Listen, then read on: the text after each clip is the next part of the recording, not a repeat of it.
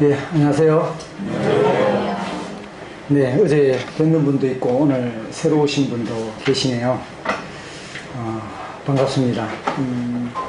잘 오셨습니다. 오늘 이 저녁이 영생을 얻는 확실한 그런 시간이 되기를 바랍니다. 영생은 죽어봐야 아는 것이 아닙니다. 죽기 전에 알아봐야 되겠죠.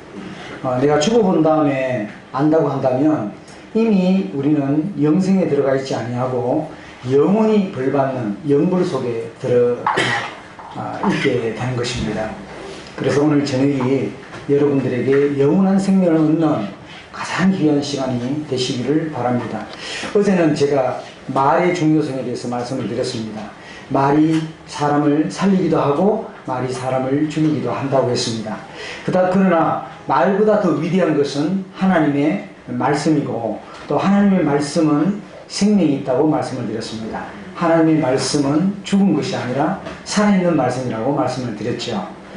그래서 여러분의 하나님의 말씀을 받게 되면 이 영광스러운 복음, 이 총체적인 구원의 이 복음을 듣게 되게 되면 여러분들이 이제 어려워질 수가 있다고 하는 것입니다. 사람이 어떻게 하면 어려워질 수 있을까요?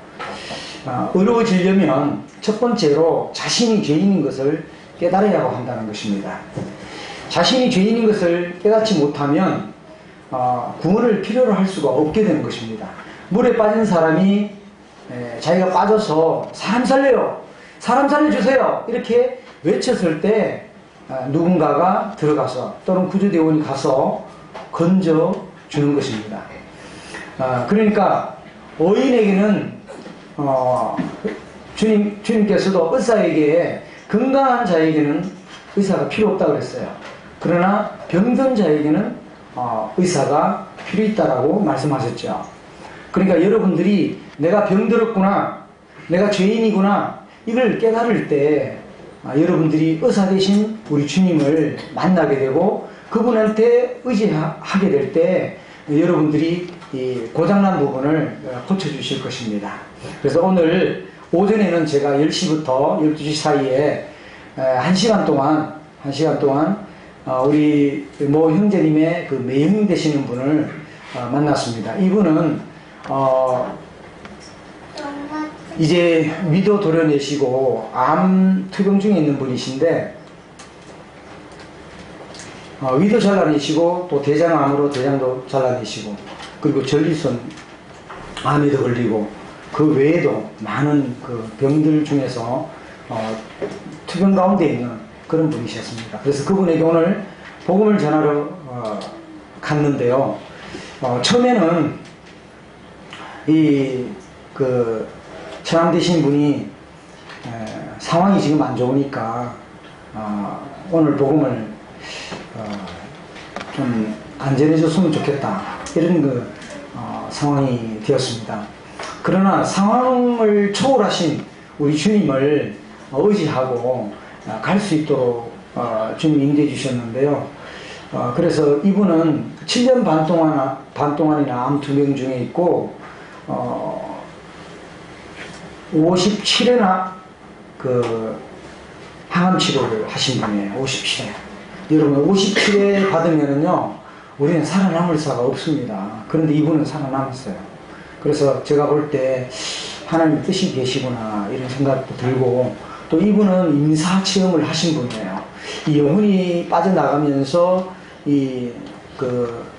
밖에 있는 사람들의 어떤 모습이나 이런 것들 또 지옥의 어떤 끔찍함 이런 것들을 순간적으로 조금 맛보신 것 같아요. 그렇게 하시면서도 아직 영생에 대해서 얻은 사실도 없으시고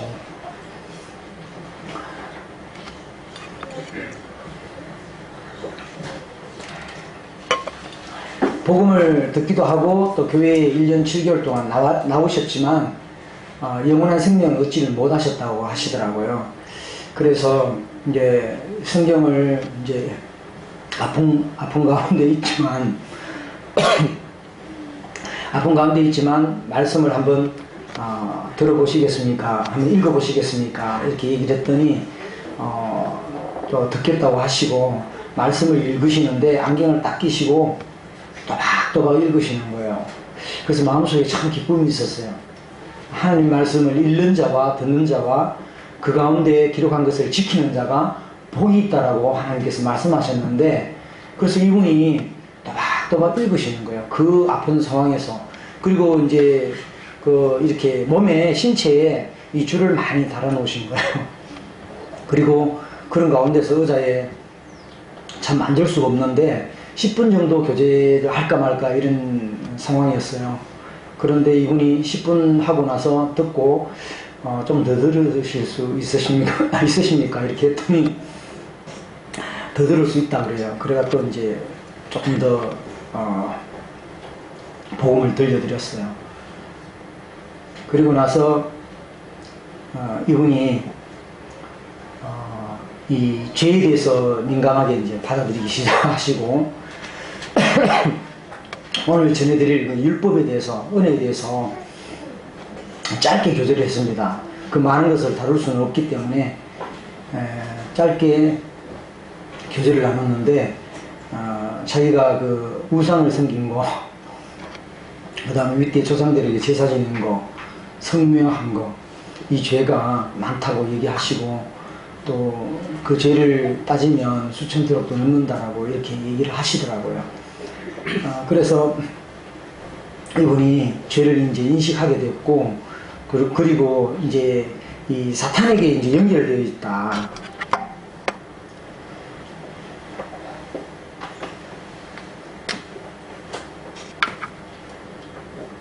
하나, 둘, 셋.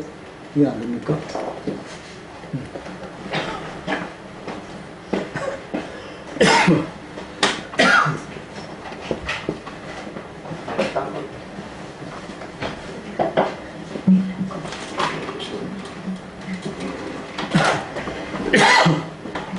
그래서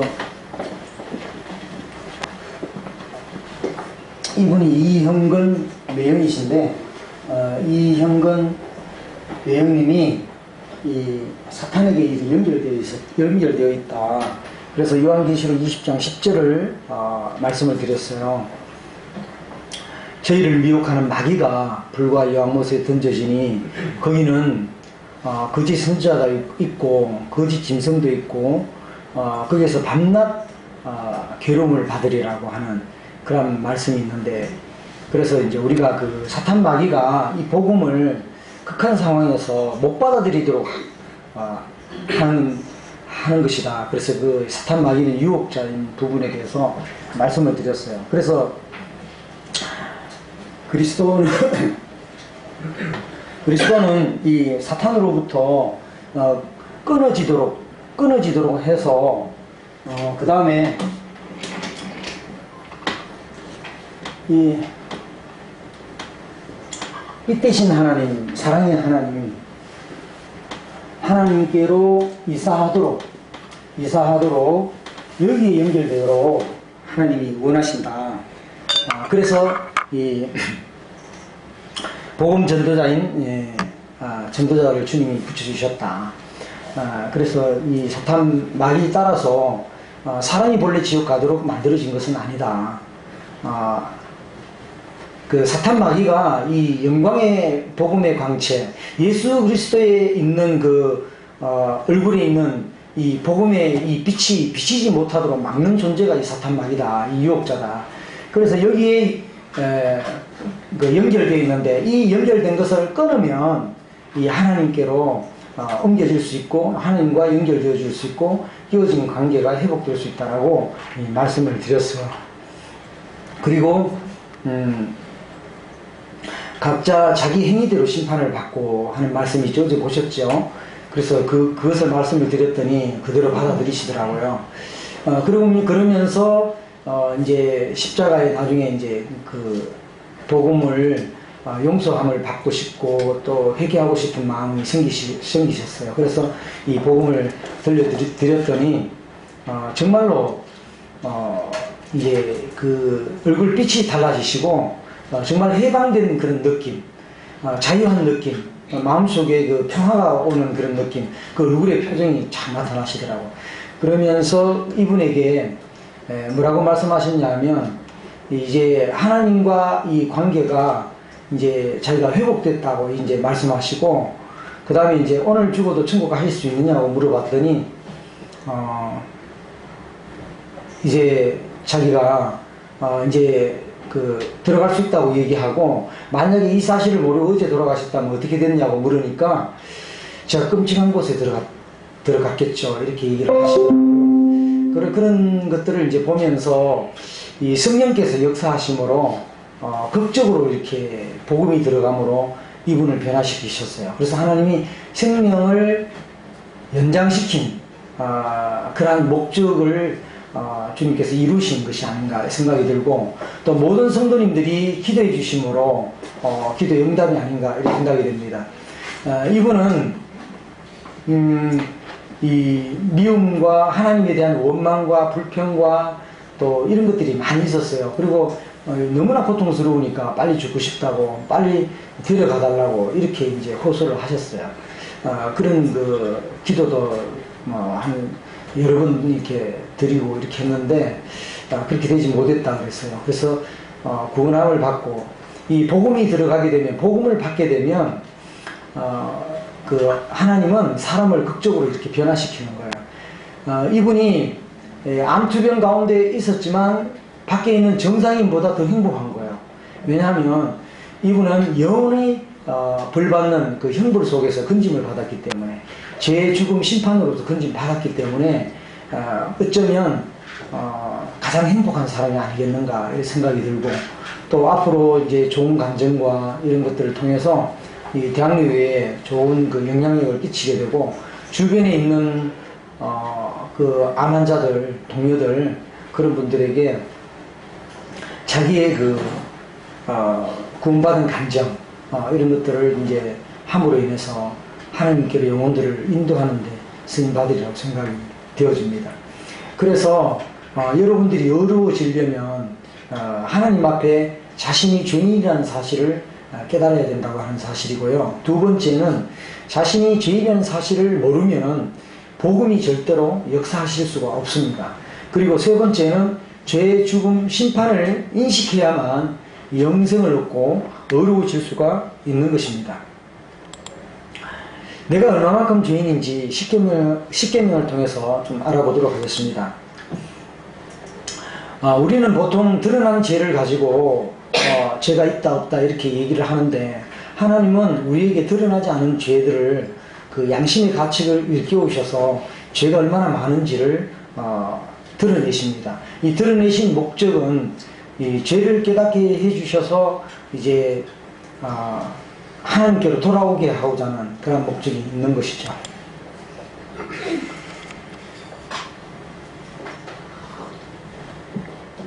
그 다음에 이제 여러분들이 오늘 올 때 아마 거울을 보신 분들이 있고, 또 내 얼굴에 무엇이 묻었는지 이렇게 보고, 또 얼굴에 묻어 있다면 깨끗하게 하고 이렇게 오셨을 거예요. 그러면 우리가 하나님 앞에, 하나님의 거룩 앞에, 하나님의 그 깨끗함 앞에 내가 어떠한 사람인지 비춰볼 필요가 있어요. 그래서 하나님의 말씀이 우리의 기준입니다. 그래서 여기 거울에 이제 비춰보면 이렇게 깨끗할까 아니면 검을까, 말씀을 비춰보도록 하겠습니다. 첫 번째, 다른 신을 섬기지 말라. 두 번째, 우상 숭배하지 말라. 그리고 세 번째, 여호와의 이름을 망령되이 일컫지 말라. 네 번째는 안식일을 지키라. 이 1번부터 4번까지는 하나님을 경외하고 사랑하라는 그런 뜻이죠.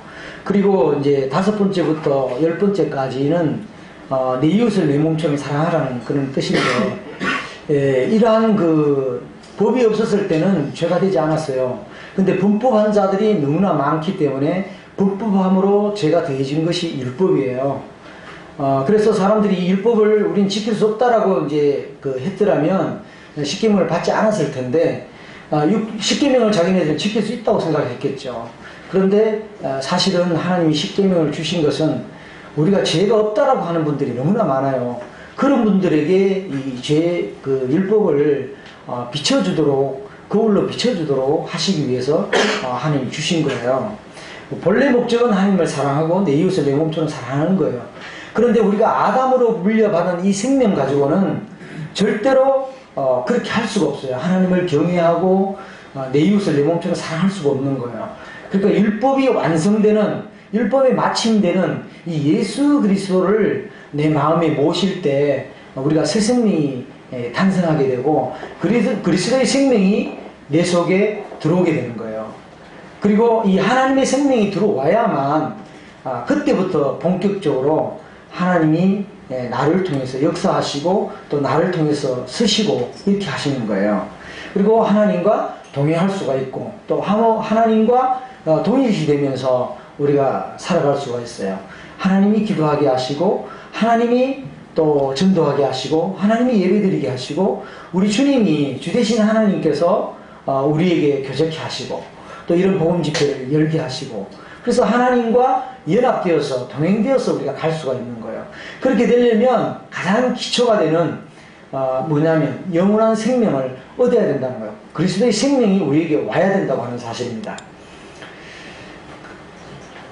이 율법을 지키지 못하면요 영원한 불못에 들어갈 수밖에 없는데 우리가 이제 율법을 지켜서 하늘나라에 갈 수 있는 길이 있고 또 율법을 지켜서 하늘나라에 가는 방법 말고 하나님의 은혜를 믿음으로 갈 수 있는 길이 있어요. 이것을 이제 대중해서 말씀을 드리도록 하겠습니다.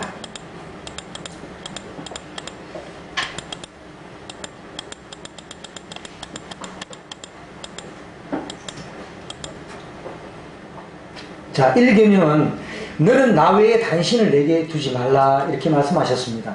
출애굽기 22장 20절에도 여호와 외에 다른 신에게 제사를 드리는 자는 멸할지니라 이렇게 말씀하셨습니다. 그래서 다른 신에게 제사를 드렸던 그 이스라엘 백성들의 역사를 보면 그들이 멸했던 것을 보게 됩니다. 그리고 그들이 하나님께로 돌이키기 위해서 이 적들에게 붙이시고 그들이 절규하고 하나님께 살려달라고 몸부림쳤을 때 하나님이 구원자를 보내주셔서 구출하시고 구주하시고 구원하시는 그런 모습을 보게 됩니다. 자, 여러분 이 계명을 과연 다 지킬 수 있는지 한번 보겠습니다. 너는 나 외에 다른 신들을 내게 두지 말라 그랬는데 여러분들이 만약에 60살을 사셨다면 그럼 60년 동안 한 번도 하나님 외에 창조주 외에 절대주 외에 절을 하거나 아니면 제사를 지는 적이 없어야 되는 거예요. 그래서 이것이 과연 내가 들여다봤을 때 내가 얼마나 많이 이 하나님의 이 계명을 지키지 못했는가를 여러분들이 깨달으셔야 된다고 하는 것입니다. 그리고 지켰다고 한다 하더라도 우리가 숨돌이 직전까지 이걸 또 지켜야 되는 것입니다. 그래서 율법으로 천국에 가려고 하는 사람들은 이 율법을 자기에게 얼마나 적용했는지 한번 비춰봐야 돼요. 과연 내가 몇 프로를 지켜서 하늘나라에 갈 수 있을까요? 그것을 생각하시면서 들으시면 좋겠습니다.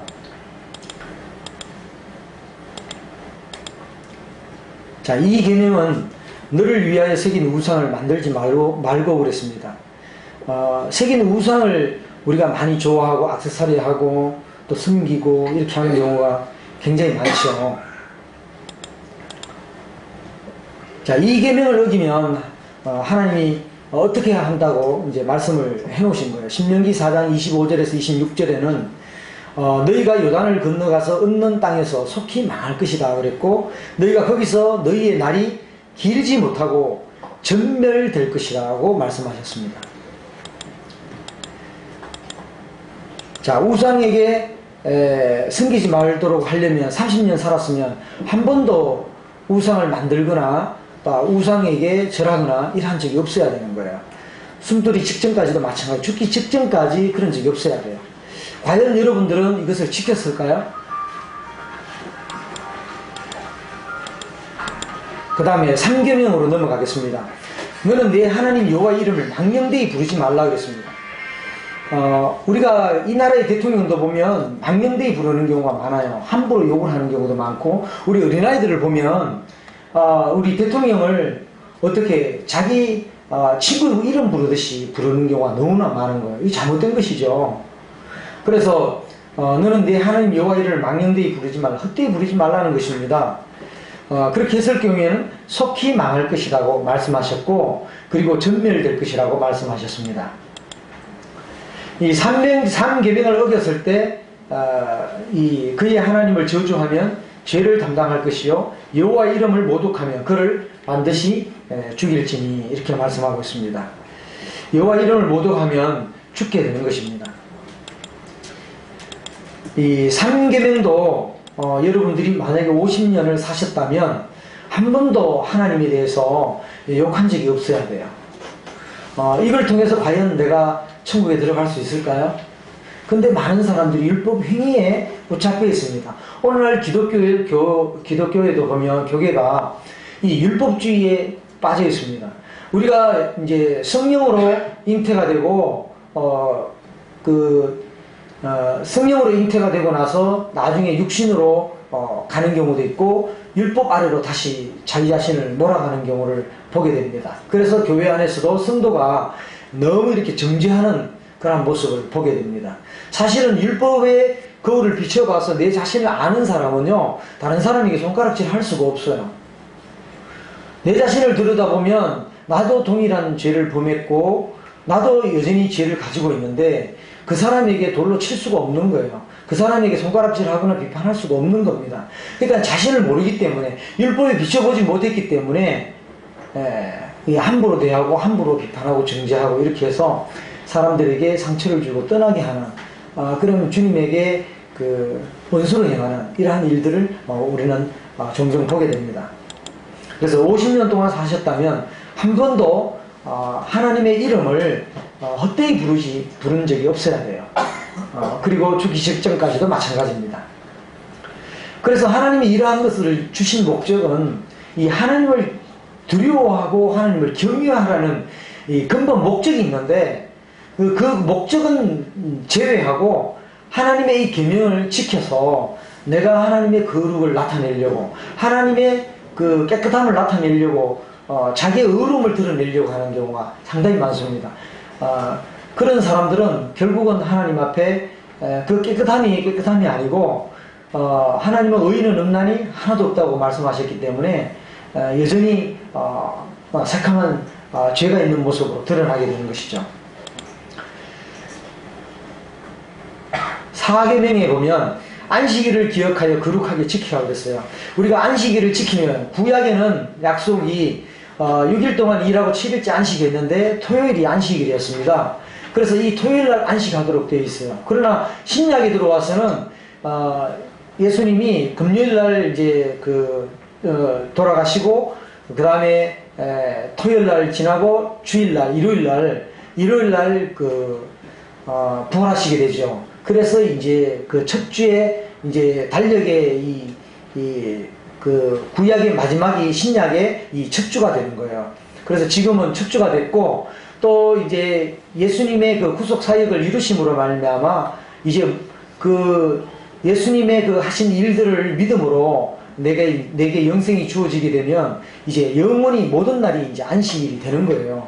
그런데 여기서 이제 말하고자 하는 것은 안식일을 기억하며 거룩하게 지켜야 되는데, 이때 안식일에도 가서 뭐 나무를 해온다든지 또 일을 한다든지 이렇게 했을 때는 돌로 쳐 죽임을 당했습니다. 그래서 하나님이 원하시는 것은 이 안식일을 복되게 하고 자기 자신을 기억하고 또 기념해달라고 하는 하나님의 깊은 뜻이 있고, 또 인생들에게 좀 안식에서 누릴 수 있는 그러한 삶을, 풍성한 삶을 주시기 위한 하나님의 뜻이고, 또 전국적에 가서는 우리가 인생들이 모두 다 이 안식을 누리는 안식 안에 들어가기를 원하시는 하나님의 뜻이 있습니다. 이 사계명을 어겼을 때도 여기에 보면 출애굽기 31장 13절에서 15절에 그 날을 더럽히는 자는 모두 죽일지며라고 말씀하고 있고, 안식일에 일하는 자는 누구든지 반드시 죽일지며라고 말씀하고 있습니다. 그래서 우리가 평생 동안 이 안식일을 지키고 하나님을 거룩히 여기고 경외하는 이런 삶을 살아야 되는데, 사실은 그렇지 못했다는 사실이에요. 그래서 내가 어렵다고 하는 사람들은, 내가 죄인이 아니다라고 하는 사람들은 철저하게 이 계명에다가 비춰보시면 제가 이 거울에 더럽다는 것이 드러나게 될 거예요. 그래서 하나님, 나는 이제 이 율법을 지켜서는 천국에 갈 수 있는 길이 없습니다. 하나님의 관계가 회복될 수 있는 길이 없습니다. 그러니까 이제는 은혜를 베풀어 주십시오. 믿음의 법을 주십시오. 그리고 사랑의 법을 주십시오. 이렇게 우리가 간절함을 가지고 나아가야 된다고 하는 것입니다. 그 다음에 5계명도 내 부모를 공경하라 그랬는데, 내 부모를 공경하라 그러면 엄마 뱃속에서 태어나면서부터 지금까지 한 번도 부모를 불순종하거나 부모에게 대들거나 눈을 흘기거나 이런 적이 없어야 돼요. 이제 우리가 5월 8일 어버이날이었는데, 어버이날 때 그렇게 지극정성으로 어머님께 잘해드리는 것처럼 평상시에도 계속 그렇게 해야 된다고 하는 사실입니다. 그런데 우리가 그렇게 하고 있나요? 그렇지 않지요. 뭐 우리 학생들 같으면 신발 안 사준다고 엄마한테 대들고 엄마한테 야단치고 이러죠. 자식이 또 부모님한테 그렇게 또 욕도 하고 막 화내고 분내고 투덜거리면서 학교 가는 그런 모습들을 종종 보잖아요. 그래서 내 부모를 공경하라 그랬는데, 이 부모를 공경할 경우에는 우리가 또 오래 살 수 있도록 해주셨고, 부모를 무시하거나 격렬히 여기거나 또 부모에게 발길을 차거나 이렇게 하신 분들은 일찍 죽임을 당합니다. 하나님의 말씀은 거짓이 없어요. 그대로 이루어집니다. 출애굽기 21장 15절에도 자기 아버지나 어머니를 치는 자는 반드시 죽일지니라. 제 친구도 제가 어릴 때 어머니 그 가게 하는데 엄마한테 화를 내면서 발길질하고 엄마 가슴을 차고 막 이렇게 하는 친구가 있었어요. 그래서 제가 그 10년 전에 고향을 갔더니 그 친구가 죽었다고 하는 소식을 듣게 되었어요. 그래서 이것은 정말 사실이구나 하는 경우도 있고, 또 구약에 이렇게 보면 생명이 단축돼요. 하나님의 그 부모님을 불순종하고 공경하지 않는 사람에게는 그러한 생명이 단축되는 그 하나님의 이 진리의 말씀이에요. 그래서 내 부모를 공경하라고 공경해서 천국에 가려면 내가 만약에 40년을 사셨다면 40년 동안 한 번도 부모에게 불순종하거나 대들거나 헐기거나 또 화내거나 욕하거나 이런 적이 없어야 돼요. 그래서 이것은 가능할까요? 불가능할까요? 불가능한 거예요. 불가능하다는 거죠.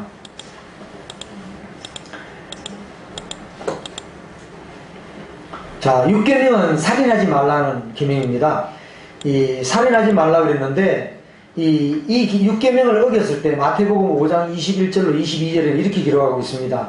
옛사람에게 말한 바, 구약에 말한 바 살인하지 말라. 누구든지 살인하면 어떻게 된다고요? 심판을 받게 되리라 그랬어요. 하였다는 것을 너희가 들었으나 나는 너희에게 이르노니 형제에게 노하는 자마다 심판을 받게 된다고 했습니다. 형제를 대하여 라가라 하는 자는 공회에 잡혀가게 되고 미련한 놈이라고 하는 자는 지옥불에 들어가게 되리라고 말씀하고 계십니다. 그래서 우리는 사람을 찔러 죽인 자는 사형에 처한다 그러고, 사람을 찔러 죽여야만 살인자인 줄 알아요. 그래서 나는 살인자 아닌 줄 압니다. 나는 살인자하고 관계없다고 생각합니다. 나는 그렇게 드러나지 않았기 때문에 죄가 없다고 생각합니다. 그런데 여러분 착각하시면 안 돼요. 형제에게 노하는 자마다 하나님의 기준에는 심판을 이미 받게 되고, 또 형제에 대하여 나가라는 자는 공회에 잡혀가게 되고, 미련한 놈이라고 하는 자는 지옥불에 들어가는 거예요. 이 어리석은 놈아, 이 바보 천치야, 이렇게 한마디라도 했다고 한다면 그 사람은 지옥불에 들어가게 된다는 사실입니다. 그러면 여러분들이 얼마나 이 노한 적이 많아요. 하루에 몇 번이나 노하는 적이 많죠. 그래서 이제 이 살인하지 말라 그랬는데, 70년을 내가 만약에 연세 드신 분 70년을 사셨다고 한다면 한 번도 내가 형제에 대해서, 부모에 대해서, 또 동료 교사들에 대해서, 또 직장 상사에 대해서 미워한 적이 없어야 돼요. 그래야만 내가 이 계명을 지켰다라고 말할 수 있는 거예요. 그럼 이 계명을 지켰다 하더라도 숨 떨어지기 직전까지 내가 이 말씀을 지켜야 되는 거예요. 한 번도 화낸 적이 없어야 되는 거예요. 그리고 실제로 살인한 적이 없어야 되고. 그러니까 우리가 이것은 가능한 것이 아니죠. 내가 정말 이 율법에 비춰봤을 때, 하나님의 거룩에 비춰봤을 때 내 자신이 얼마나 새카만가, 내가 연탄처럼 이렇게 새카마구나, 새카맣구나, 그러한 것들을 이제 깨달아야 되는 거야. 이 깨닫도록 하기 위해서 하나님이 십계명을 주신 거야. 그래, 나는 남의 호박도 안 따먹었어. 나는 거짓말 한 적도 없어. 나는 깨끗해. 나는 정직해. 이렇게 나오시는 분들은 이 율법을 비춰보셔야 돼요.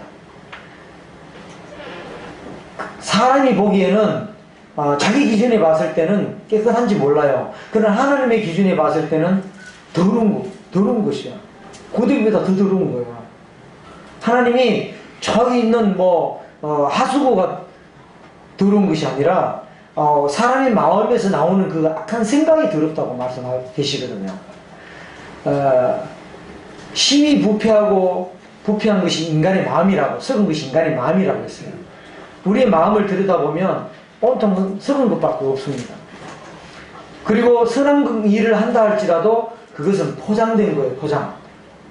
포장된 거고, 눈치를, 이제 사람들에게 눈치를 보면서 양면성을 가지고 있는 거예요. 그러니까 우리는 이 살인하지 말라는 이 계명에 지켜서 하늘나라를 가면 과연 몇 프로를 지킬 수 있을까요? 30%? 40%? 50%? 아니요. 사실 우리는 1%도 지킬 수가 없는 거예요. 얼마나 우리가 많이 노하면서, 분내면서, 성내면서 사람들을 상처를 주고 비수를 꽂았던 그러한 장본인인가 하는 것을 우리가 알 수가 있는 거죠. 그 다음에 7계명은 간음하지 말라는 말씀이에요. 간음하지 말라 그랬는데, 이 간음하지 말라는 말씀을 어겼을 때는 어떻게 될까요? 하나님의 그 법의 기준을 이렇게 기록하고 있습니다. 레위기 20장 10절에 누구든지 남의 아내와 간음하는 자, 곧 그의 이웃의 아내와 간음하는 자는 그 간부와 음부를 반드시 죽일지니라. 반드시 죽여야 된다. 죽임을 당하는 것입니다. 마태복음 5장 27에서 28절에는 새로운 약속, 새로운 법을 주셨는데, 신법을 주셨는데 뭐라고요? 또 간음하지 말라 하였다는 것을 너희가 들었으나 나는 너희에게 이르노니 음욕을 품고 여자를 보는 자마다 마음에 이미 간음하였느니라 그랬습니다. 음욕을 품고 여자를 보는 자마다. 우리가 군대 생활을 하게 되면요, 남자들 세계가 있으면 좀 적나라해요. 여자들을 그리워하고 사모하고 이렇게 하면서 이제 엉뚱한 것들을 이제 빌려가지고 이렇게 보게 됩니다. 영상들을 이렇게 보게 되면서 이 남자들의 그 악한 정욕이 막 일어나요. 일어나면 주체할 수가 없어요. 그러다 보면 이제 남자들은 이제 외박이나 이런 데 가게 되면 이제 술집에도 가게 되고, 또 술집에 가서 술 한잔 먹게 되면 이 생각이 나게 되고, 또 그렇게 하다 보면 이제 범죄를 저지르게 되는 거예요. 그렇게 해서 참 죄 가운데 노예가 되고 빠지는, 그리고 이제 그러한 것들을 이제 경험하게 되면 그 다음에 또 이제 또 가게 되고 또 가게 되고 이런 것들을 이제 많이 보게 돼요. 요즘은 지금 이제 과거에는 스마트폰이 없었기 때문에 이렇게 음란물이 범람하지를 않았습니다. 지금은 누구나 볼 수가 있습니다. 교회에 와서도 자기가 잘못 만져가지고 나오는 수도 있고, 주일학교 학생들도 볼 수도 있고요. 그러면 성도들이 깜짝 놀라죠. 어떻게 이럴 수 있냐고, 교회 안에서 그러면서 야단치게 되는데, 요즘 아이들은 굉장히 노출되어 있어요. 노출되어 있고, 또 학교 현장에도 보면요, 제가 여고에 근무할 때인데, 옆에는 음악 선생님이 있고, 제가 여기 미술을 담당하고 있었을 텐데, 음악 선생님 앞에 지금 스마트폰이 없었을 때였어요. 그 여학생이 여선생님을 놀리기 위해서 이 음란물 사이트를 켜놓고 간 거예요. 애들이 빠르게 이렇게 해갖고. 그래가지고 깜짝 놀래가 선생님 애들 보세요, 이렇게 해놓고 갔습니다 하고 저한테 옆에서 와서 얘기를 하시더라고요. 그때가 한 2000년도 됐나 그럴 거예요. 그런데 인터넷에서 그렇게 빠르게 이렇게 학교에서 이렇게 방호벽을 만들고 차단하고 이런 프로그램이 이제 계속해서 발전돼서 차단하고 있지만, 그래도 그 사이트가 뚫려져요. 애들이 다 알아요. 어떻게 하면, 어떤 사이트 주소로만 딱 넣으면 딱 떠오르기 때문에. 그래서 이제 그걸 한번 이제 보다 보면은 이제 계속 보게 되고, 그 다음에 또 보게 되고, 이렇게 하다 보면 애들이 잠 안 자고 이제 학교 와서는 이제 엎어져서 자는 겁니다. 계속 자는 거예요. 예, 이제 야간에 눈 떠가지고 이제 보고 즐기고 그 다음에 이제 학교에 와서는 이제 피곤해서 말씀도 선생님이 가르치는 말씀도 귀에 이제 안 들어오게 되는 것입니다. 그래서 우리 주님께서 미리 내다보시고 나는 너희에게 이르노니 음욕을 품고 여자를 보는 자마다 마음의 힘이 가능했대요. 그러면 남의 여자나 남의 아내를 남편을 이렇게 했을 때 그것만이 가늠죄냐? 그렇지 않다는 거예요. 이미 음욕을 품고 여자를 보는 자마다 나 저 여자 너무 아름다워, 저 여자와 오늘 하룻밤 잤으면 좋겠어, 이렇게 만약에 한다고 한다면 이미 가늠했다라고 말하는 거예요. 그러니까 여기에 저촉되지 않을 사람이 누가 있겠어요? 프로이드도 엄마를 보고 그 어떤 그런 정욕을 느꼈다고 얘기를 하고 있는데 우리가 자라면서 그런 것들을 얼마나 많이 경험되어지겠습니까? 실상은 우리가 인터넷이나 이런 데 들어가 보면 그러한 범죄들이 너무나 많아요. 또 심지어는 선교사 가신 분들이 거기 이제 복음을 전한다고 하면서 이 젊은 여자애들을 건드려서 이 선교사들 욕을 이제 막 그 나라에서 추방당하고 욕을 당하고 선교사 이미지를 떨어뜨리는 이런 것도 제가 선교지 현장에 가보니까 필리핀 같은 데서도 그 우리 교회에서 하는 그 옆에 선교지에 그런 일이 있었다는 걸 이제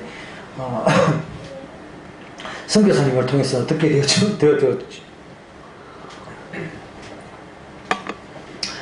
되었는데요. 참 이러한 그 유혹을 하게 하는 장본인이 바로 이 사탄이라는 거죠. 세탄.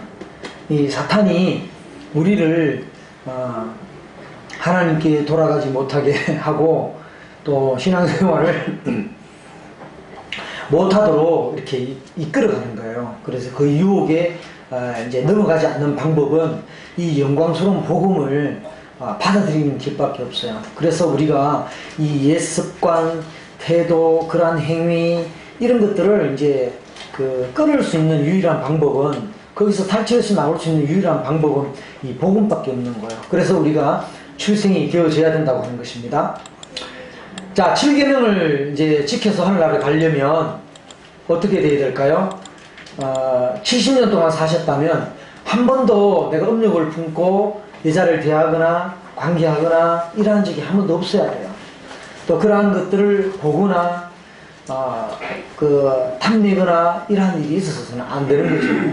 근데 이것이 가능하냐 하면 불가능하다는 거죠. 우리에게는 보고 싶지 않아도 보여지는 그런 것들이 다니면서 보여지게 되고 노출되어 있는 거예요. 그 속에 우리는 살고 있는 것입니다. 그래서 죽기 직전까지 한 번도 음욕을 품고 여자를 보거나 남자를 본 적이 없어야 되는 가늠한 사실이 없어야만 이 천국에 이룰 수 있다고 하는 것이죠. 근데 이거 한 계명을 이게 지켰다 할지라도 다른 계명을 또 어기면, 원율법을 지키다가 한 율법을 어기면 모두 범한 자가 된다고 야고보서 2장 10절에 그렇게 말씀하고 있습니다. 그래서 불교 말로는 도리하며 타불이 되는 거죠. 지키려고 했는데 못 지키는 것입니다. 자, 8계명은 도둑질을 하지 말라 그랬죠. 도둑질 하지 말라. 우리가 시간을 도둑질하는 것도 안 지키는 것도 이 도둑질하는 거예요. 여러분이 수업이 만약에 뭐 10시에 시작이 되는데 10시에 들어가지 않고 10시 10분에 들어갔다 지각했다. 그럼 그것도 도둑질이에요. 하나님 그건 계산 다 되는 거예요. 하나님 다 기록해 놓으시는 거예요. 네가 깨끗하다고, 네가 얼마나 더러운지 한번 보라고 보여주실 거예요. 그리고 우리가 이제 좋은 것들이 있으면 훔치고 싶은 욕망이 있잖아요. 우리 집에 갖고 가고 싶은 욕망들이 있잖아요. 설정하는 경우가 얼마나 많이 있습니까? 실제로.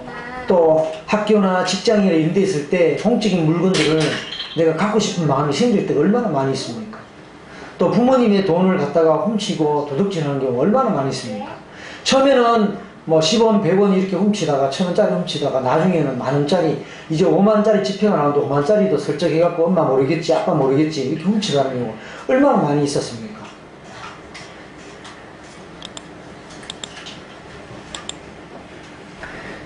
우리가 70평생을 사셨다면 동일하게 한 번도 도둑질을 한 적이 없어야 돼요. 그리고 죽기 직전까지 이 한 번도 도둑질을 한 적이 없도록 지켜져야 된다고 하는 것입니다. 그래서 8계명으로도 우리가 지켜서 하늘나라 갈 수 있을까요? 갈 수가 없는 거예요. 안 된다는 거예요. 그 다음에 9계명은 내 이웃에게 대하여 거짓 증거하지 말라. 우리가 참 밥 먹듯이 이렇게 거짓 증거하는 경우가 많습니다. 뭐 늦었는데 뭐 차가 막혀서 늦었다는 등 뭐 쉽게 얘기하는 것들이 많죠. 그래서 내 이웃에 대하여 거짓 증거하지 말라 그랬어요. 그런데 우리는 선이든 선이가 아니든 간에 또 이렇게 거짓 증거하는 경우가 참 많습니다. 그래서 우리는 이 9계명을 지켜보려고 하지만 지킬 수가 없는 거예요.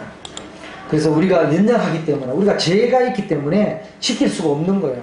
우리가 한계에 부딪히기 때문에 안 되는 것입니다. 그래서 안 되는 것을 지켜가려고 막 발부둥치고 내가 뭔가를 해보려고 하는 것이 종교예요. 종교. 이 은혜와 신앙은 이 하나님 편에서 지킬 수 없는 것을 하나님 편에서 해주시는 것, 그걸 받아들일 때 우리는 믿을 신자 우르르 볼랑자, 믿고 우르르 볼 수 있는 이 참 신앙이 우리 속에 오는 거예요. 그래서 종교는 고등 사기꾼과 같은 거예요. 이 성경은 종교가 아니에요. 우리 학생들이 복음을 전개해보면 우리 엄마가 그 종교는 믿지 말라고 하는데요 하면서 안 보내줘요. 그래서 제가 얘기를 했죠. 이 성경은 종교가 아니다. 선생님이 너에게 얘기하는 걸 종교를 전하고자 하는 것이 아니다. 이것은 너의 창조주요, 너의 호흡을 주관해 주시고 너를 오늘 취해가실 수 있는 분이시다. 그분의 말씀이고 그분의 말씀에 따라서 순종하는 삶을 살 때 네가 가장 행복한 삶을 살 수가 있다. 그러나 이 말씀을 네가 배격하게 되면 종교를 여기고 배격하게 되면 그때는 영원한 심판이 너를 기다릴 것이다. 이제 이렇게 얘기를 한 적이 있는데, 내 이웃에 대해 거짓 증거하지 말라. 50년을 사셨다면 한 번도 거짓 증거한 적이 없어야 되고, 과거에, 그리고 현재, 그리고 앞으로 미래까지도, 죽기 직전까지도 한 번도 그런 적이 없어야 돼요.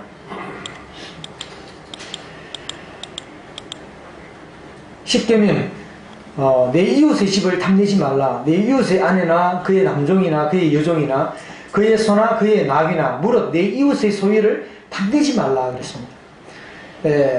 우리가 사실은 참 탐심이 있어요. 탐심이 많아요. 부에 대한 탐심, 또 명예에 대한 탐심, 정말 그 물질에 대한 탐심, 이런 것들이, 돈에 대한 탐심, 이런 것들이 얼마나 많이 있습니까? 그런데 이러한 탐심을 한 번도 낸 적이 없어야 돼요. 한 번도. 그러니까 한 번도 우리가 이 법을 어긴 적이 없어야 되는데, 이것이 과연 관영하냐는 거죠. 그래서 우리는 이 율법으로는 도무지 안 됩니다. 제 스스로는 율법을 지켜서는 천국에 갈 수가 없습니다. 그리고 내가 의로워질 수가 없습니다. 하나님. 그리고 솔직하게 이제는 율법 말고 하나님의 은혜로, 하나님의 선물로, 하나님이 그저 주시는 것으로 가고 싶습니다. 이렇게 나와야 되는 거예요. 그래서 1계명에서 10계명까지 한 번도 어긴 적이 없어야 돼요.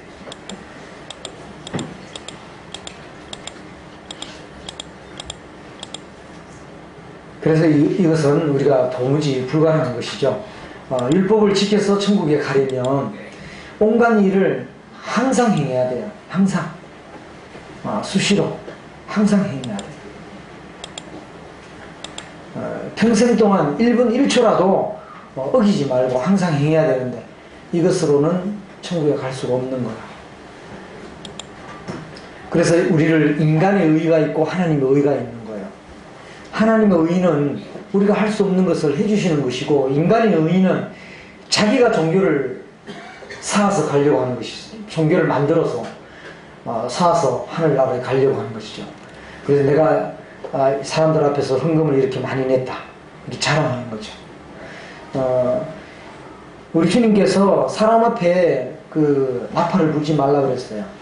우리가 이제 그 헌금함에 돈을 넣을 때 딩동 소리를 내게 되면 사람들이 쳐다보잖아요. 그러면은 네 상을 이미 받았다고 말씀하고 계세요. 그러니까 하나님이 오른손이 하는 일을 왼손이 모르게 하라는 거예요.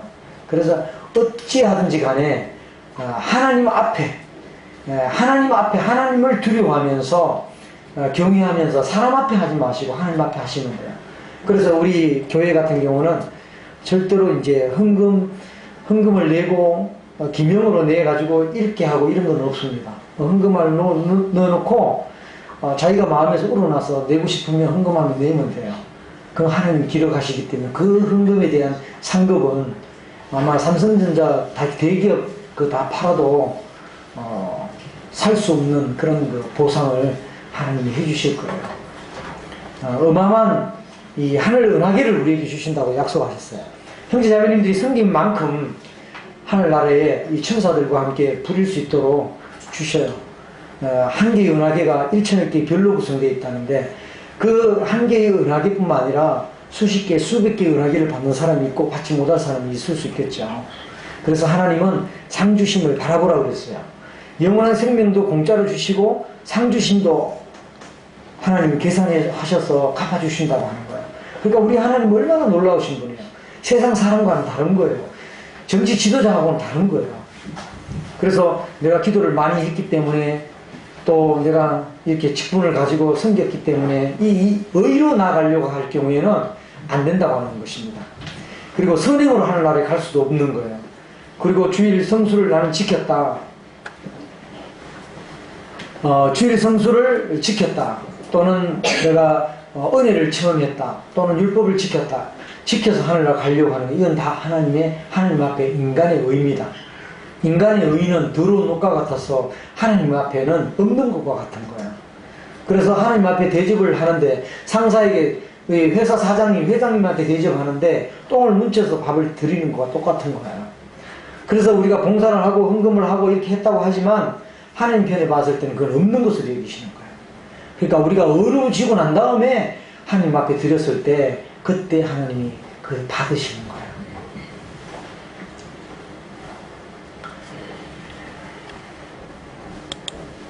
갈라디아서 3장 10절인데요. 무릇 율법 행위에 속한 자들은 저주 아래 있나니 기록된 바 누구든지 율법책에 기록된 대로 모든 일을 항상 행하지 아니하는 자는 저주 아래 있는 자라 하였습니다. 항상 행하지 않는 자는 어디 아래 있다고요? 하나님의 저주 아래, 하나님의 심판 아래 있다고, 놓여 있다라고 말씀하고 있습니다. 자, 율법 행위를 강조하는 것은 자기를 몰라서 그렇습니다. 사람은 머리부터 발끝까지 새카맣습니다. 그래서 이 지옥에 가도 우리는 마땅한 자고요. 또 열탄을 우리가 씻어본다고 물로 씻어봐도 결국은 깨끗하게 할 수가 없는 것입니다. 그래서 행위로 안 되기 때문에 우리가 하나님의 은혜를 믿는 것이고 또 믿음이 이렇게 좋은 것입니다. 사람이 하나님 앞에서 어떻게 어렵게 될까요? 이렇게 질문하신 분들이 계시는데 사람은 두 종류의 길이 있다고 말씀을 드렸습니다. 하나는 율법의 길이고 아래에서 위로 올라가는 거예요. 그 토대가 내가 하는 일을 통해서 하나님을 기쁘게 해드리고 하나님의 그 거룩을 드러내려고 하고 옳고 그름으로 따져서 자기의 의를 드러내려고 하는 것이죠. 그리고 내가 무엇인가 하나님을 위해서 열심히 일하는 것, 이런 것들은 다 율법의 길입니다. 우리가 이것을 확실히 알지 못하면 구원받은 이후에 또 율법 아래로 우리가 가게 되는 모습을 보게 돼요. 율법 아래 가는 게 아니라 은혜로운 우리가 그리스도인이 되어야 된다고 하는 것입니다. 두 번째는 율법의 길 말고, 율법의 길로는 우리가 갈 수가 없기 때문에 은혜의 길을 주셨어요. 은혜의 길은 뭐냐면 위에서 아래로 내려오는 길이에요. 은혜의 길은 위에서 아래로 내려오는 길인데 그 토대는, 감사합니다, 하나님이 해주신 것을 받으면 되는 거예요.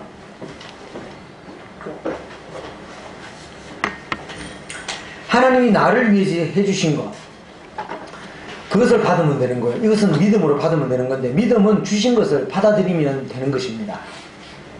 그래서 내가 지켜서 하늘나라에 갈 수 없는데, 그 율법의 완성되신 예수 그리스도께서 오심으로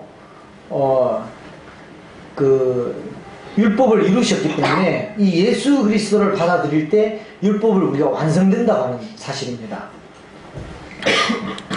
계속해서 말씀을 드릴게요. 율법을 주신 목적은 하나님이 내가 죄인이 아니다, 나는 깨끗하다 하는 사람에게 이 죄를 깨닫게 하기 위해서 주신 거예요. 로마서 3장 20절에 보면, 그러므로 율법의 행위로 그의 앞에 의롭다 하심을 얻을 육체가 없다 그랬습니다. 하나님 앞에 율법을 지켜서는 의롭다 하심을 얻을 사람이 없다고 말씀하셨고, 율법으로는 그러면 왜 주셨느냐? 죄를 깨닫게 하기 위해서 주셨다고 하는 것입니다. 로마서 3장 20절 말씀을 드렸고요. 3장 10절에도 보면, 의인은 음란이 하나도 없으며 깨닫는 자도 없고 하나님을 찾는 자도 없고 다 치우쳐 함께 무익하게 되고 선을 행하는 자는 음란이 하나도 없도다. 하나님께서 위에서 이렇게 살펴보니까 의인이 있는지 찾아봐도 의인이 하나도 없다고 말씀하시고, 또 이 복음에 대해서 깨닫고 있는 사람이 있는가 없는가 찾아봐도 없다고 말씀하시고, 다 치우쳐 함께 무익하게 되는 거예요.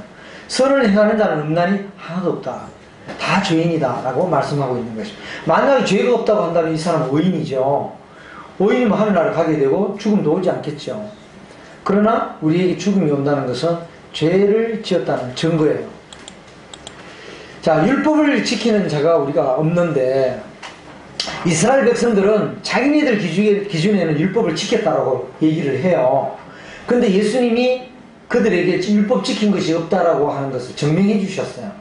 요한복음 7장 19절에 보면, 모세가 너희에게 율법을 주지 아니하였느냐, 너희 중에 율법을 지키는 자가 없도다라고 말씀하셨어요. 그래서 하나님의 말씀을 깨닫지 못하게 되면 이 이스라엘 백성들처럼 살인자가 되는 건데, 요한복음 8장 37절에 38절에는 나도 너희가 아브라함의 자손인 줄 안다, 그러나 내 말이 너희 안에 있을 곳이 없으므로 나를 죽이려 하는도다, 이렇게 말씀하셨고, 그래서 그들은요, 하나님의 말씀이, 생명의 말씀이 받을 공간이 없었기 때문에 예수 그리스도를 십자가에 못 박아 죽이게 되었습니다. 그때 종교 지도자가 24,000명인데 이 대제사장과 이 서기관들과 이러한 그 율법사들이 결국은 예수 그리스도를 십자가에 못 박았어. 그들의 생명의 은인이요, 은혜의 길을 주시고자 했는데 그들이 이제 예수님을 죽이게 되는, 살인자가 되는 그런 장본인이 된 거죠. 그래서 나는 내 아버지에게서 본 것을 말하고 너희는 너희 아비에게서 들은 것을 행하느니라. 여러분, 들은 것이 중요할까요? 본 것이 더 중요할까요? 들은 것보다는 본 사람이 더 중요한 거예요. 예수님은 하늘나라가 어떻고 천국과 지옥이 어떤 거 다 보시고 창조하시고 보시고 우리에게 말씀하시는 거예요. 그래서 예수님은 아버지에게서 본 것을 말하는 거예요. 그런데 너희는 너희 아비에게서 들은 것을 행한다. 우리의 그 선지자들을 통해서 들은 것을 얘기하는 거예요. 예수님은 본 것을 말하신 분이에요. 요한복음 8장 44절에 그래서 이 예수님을 이스라엘 백성들을 보고 이렇게 말씀하셨어요. 너희는 너희 아비 마귀에게서 났으니, 이 마귀가 불과 요한곳에 던져지게 되는데 저희를 미혹하는, 사람을 미혹하는 마귀가 있는 거예요. 마귀가 사람을 미혹해서 예수 그리스도의 얼굴에 있는 이 영광의 광채가 비치지 못하도록 막고 있는 것입니다. 근데 여러분이 속지 마시고 오늘 이 영광의 광채가 있는 예수 그리스도에 있는 그 빛을 오늘 받아들이시기를 바랍니다. 그래서 이 마귀는요, 자기 아버지의 욕심대로 너희도 행하고자 한다 그랬고요. 그는 처음부터 살인자고 진리가 그 속에 없으므로 진리에 서지 못하고 거짓을 말할 때마다 제 것으로 말하니 이는 그가 거짓말쟁이요 거짓의 아비라는 거예요. 그래서 예수님은 굿이지만 우리 사람들은 낙굿이에요. 예수님만이 선하신 분이에요. 그래서 우리는 다 마귀에게 연결되어 있기 때문에 우리도 마귀를 따라서 거짓말하고 거짓을 따라서 거짓의 아비스를 따라서 우리도 행하고 살아가고 있는 것입니다. 자, 여러분이 이제 하나님 앞에 죄인인 것을 알아야 되는데, 율법을 통해서 조금, 깨달음이 오셨나요? 자신이 하나님 앞에 죄인인 것을 모르면 이 복음을 받아들일 수가 없고, 자신이 죄인이라는 사실을 모르게 되면 이 복음이 역사될 수도 없습니다. 일할 수가 없어요. 그리고 자신이 죄인이라는 사실을 깨달을 때 영생을 얻을 수가 있고, 영광스러운 구원을 얻을 수가 있는 것입니다. 그래서 죄의 죽음 심판을 인식할 때 우리는 영생을 필요로 하게 되고 영생을 얻게 되는 것입니다. 요한복음 8장 3절에서 11절에 가늠한 여인도 현장에서 가늠한 여인이 있었습니다. 그런데 그 여인을 돌로 쳐 죽이라고 그랬어요. 구약의 율법에는, 옛 계명에는 그렇게 했는데, 그래서 예수님이 이들이 돌로 쳐 죽이면서 예수님께로 이제 이 여인을 데리고 왔어요. 전부 다 돌로 쳐 죽이려고 했지만 예수님은 이 여자를 살릴 수 있는 말씀을 해주신 거예요. 너희 중에 죄 없는 자가 먼저 돌로 치라 그랬어요. 자, 우리가 율법을 비춰봤을 때 우리도 가늠한 자요, 우리도 살인한 자요, 하나님의 우상을 섬겨서 하나님께 원수를 행했던 자였잖아요. 그렇기 때문에 내가 어긴 것이 너무나 많기 때문에 내가 돌로 칠 수 있을까요? 돌로 칠 수가 없는 거예요. 이 여인에게 돌로 칠 수 있는 사람이 있을까요? 없다고 하는 사실입니다. 그래서 어른으로부터 시작해서 젊은이까지 하나씩 나가고, 나갔을 때 하나님은 이 양심의 가책을 느끼도록 해주셨어요. 그래서 이제 오직 예수와 그 가운데 섰던 여자만 남게 되었습니다. 대답하되 주여 없나이다. 예수께서 이르시되 나도 너를 정죄하지 아니하노니 가서 다시는 죄를 범하지 말라 하시니라. 이렇게 말씀하고 있습니다. 아마 이 여자는 이때 놀라운 변화, 극적인 변화를 입으면서 다시는 가늠하지 아니했을 것이다 라고 저는 이제 제 개인적인 소견입니다. 뒤에 그런 말은 나오지는 않지만 확실한 변화를 입었다고 생각이 들어요. 이사야 1장 4절에 슬프다 범죄한 나라요 허물진 백성이요 행악의 종자요 행위가 부패한 자식이로다. 하나님께서 굉장히 슬퍼하시는데 왜 슬퍼하시느냐 하면 나라 자체가 범죄했다는 거예요. 어느 나라를 가더라도 다 부조리가 있고 부패가 있는 거예요. 그래서 이 나라 자체가 다 범죄했다고 하는 것입니다. 그리고 나라에 살고 있는 이 백성들은 다 허물이 졌고 죄가 있다고 하는 것입니다. 그리고 우리는 종자 자체가 행악을 할 수밖에 없는 종자를 가지고 있다는 거죠. 행악이 종자다. 행악이 씨를 가지고 있는. 그러니까 이 행악의 열매를 맺을 수밖에 없는 거예요. 그래서 행위가 부패한 자식으로다. 그들이 여호와를 버리며 이스라엘의 거룩하신 이를 만홀히 여겨 멀리하고 물러갔도다. 이 여호와를 버린 것이 이 죄인 거예요. 하나님을 버린 것이 죄예요. 죄의 기준이에요. 그래서 이 터진 웅덩이를 만들었는데 이 물을 가두지 못하는 터진 웅덩이를 만들어 놓은 거야. 그래서 이 종교를 가지고 사람들이 막 막아보려고 하지만 막을 수가 없는 거예요. 로마서 1장 28절에서 29절에 보면 21가지 죄의 목록이 있습니다. 사람들은요 이 복음 집회에 가자 그러면 안 오려고 해요. 연예인들이 있는데 가자 그러고 또 무슨 가요나 무슨 이런 연주회가 있다든지 연극이 있다든지 이런 데 있으면 티켓을 받아가지고 또 가는 경우가 참 많이 있죠. 그래서 저희가 마음에 하나님 두기를 싫어하는 것이 이게 죄예요. 이게 가장 큰 죄죠. 그래서 하나님께서 저희를 그 상실한 마음대로 내어버려 줘서 합당치 못한 일을 하게 하셨어요. 제가 우리 학생하고 학부모님하고 상담을 했는데 상담할 때 보면 이 애가 이제 가출을 하고 집 나가고 집에 들어오질 않는 거예요. 학원에 가라고 학원에 가지도 않고. 어떻게 했으면 좋겠습니까? 선생님 좀 만나주십시오. 이렇게 얘기를 해요. 그래서 겨우 이제 만나가지고 이제 식사를 같이 하고 이제 애를 이제 하나님을 경외하도록 교제를 했는데 이제 집에 가도록 하면 되는데 이 엄마가 또 뭐라 그러냐면 저한테 학원에 가도록 해주세요. 그러면 학원 앞에 가면 애는 학원 가기 싫어하는데 이제 그렇게 되면은 이제 뭐냐면 이 엄마가 나중에 두 손 들어요. 아버지도 두 손 들고 그 상실한 마음대로 내버려 두게 되는 거예요. 우리가 워낙 하나님 앞에 말을 안 듣기 때문에 하나님은 합당치 못한 일을 하도록 내버려 두시는 거예요. 자식도 말을 안 들으면 부모가 어떻게 해요? 내버려 두잖아요. 그래서 우리가 어떤 일을 하게 되면 모든 불의가 있는 거예요. 불의한 일, 불의한 사업, 불의한 생각, 불의한 행동, 불의한 것들을 우리가 이제 행하게 되는 거죠. 이 추악, 음란, 아까 이제 십계명을 통해서 말씀을 드렸고요. 그 다음에 탐욕이 가득하고요. 악의가 가득한 자고, 시기와 살인과 분쟁이 있어요.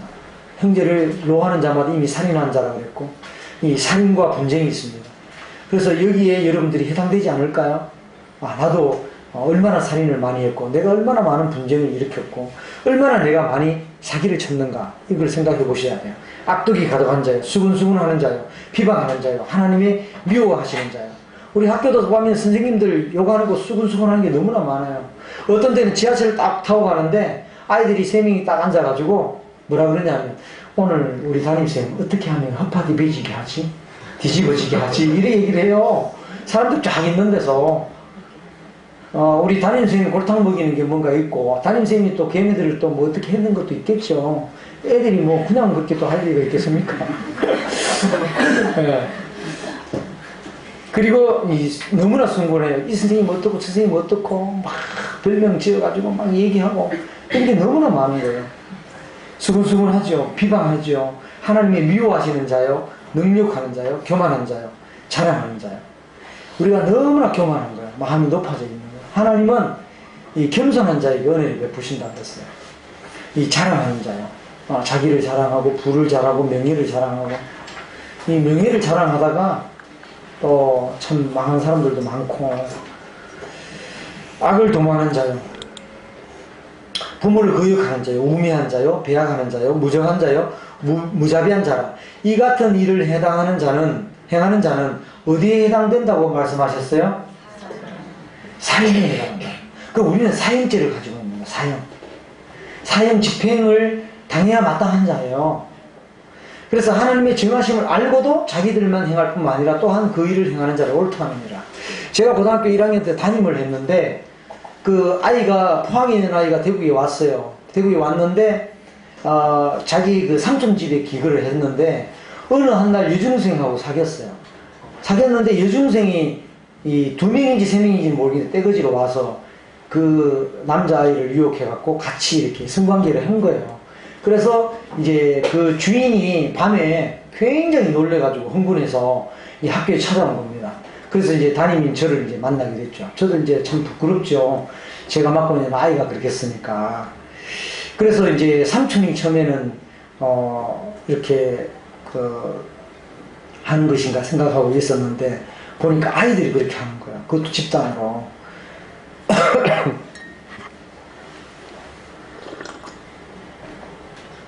그런데 이제 그 사건이 있고 나서 아이가 가출을 해버렸어요.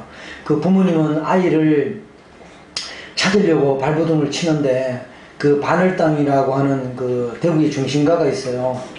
거기에 가서 몰래 복면해가지고 아이 찾으려고 다니시고, 아이를 찾았는데 그 아이를 보고 자, 저놈 잡아라! 그러면서 자기 아이를 잡으려고 저놈 잡으라고 하는 그 어머니의 그 이야기를 들을 때 참 마음이 너무 아팠어요. 그래서 우리가 이 같은 일을 행하는 자는, 그러한 아이는 그러한 경험을 반에 이제 퍼뜨리고 다니는 거예요. 그러니까 자기들만 행할 뿐만 아니라 또한 그 일을 행하는 자를 옳다 하느니라. 여러분, 죄는 무엇을 가져왔을까요? 로마서 6장 23절에 보면 죄의 삭은 사망이라고 그랬습니다. 죄의 값은 사망. 그 율법을 우리가 못 지킨 그러한 죄에 대한 값은 사망이에요. 죽음이에요. 죄 때문에 우리가 죽음이 온 거예요. 죄가 없다면 죽음이 오지 않겠죠.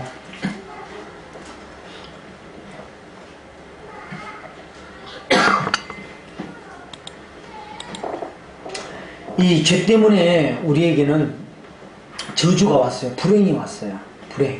불행이 오고, 이 죄 때문에 이제 죽음이 이제 오게 되고, 세 번째는 심판이 오게 되었어요.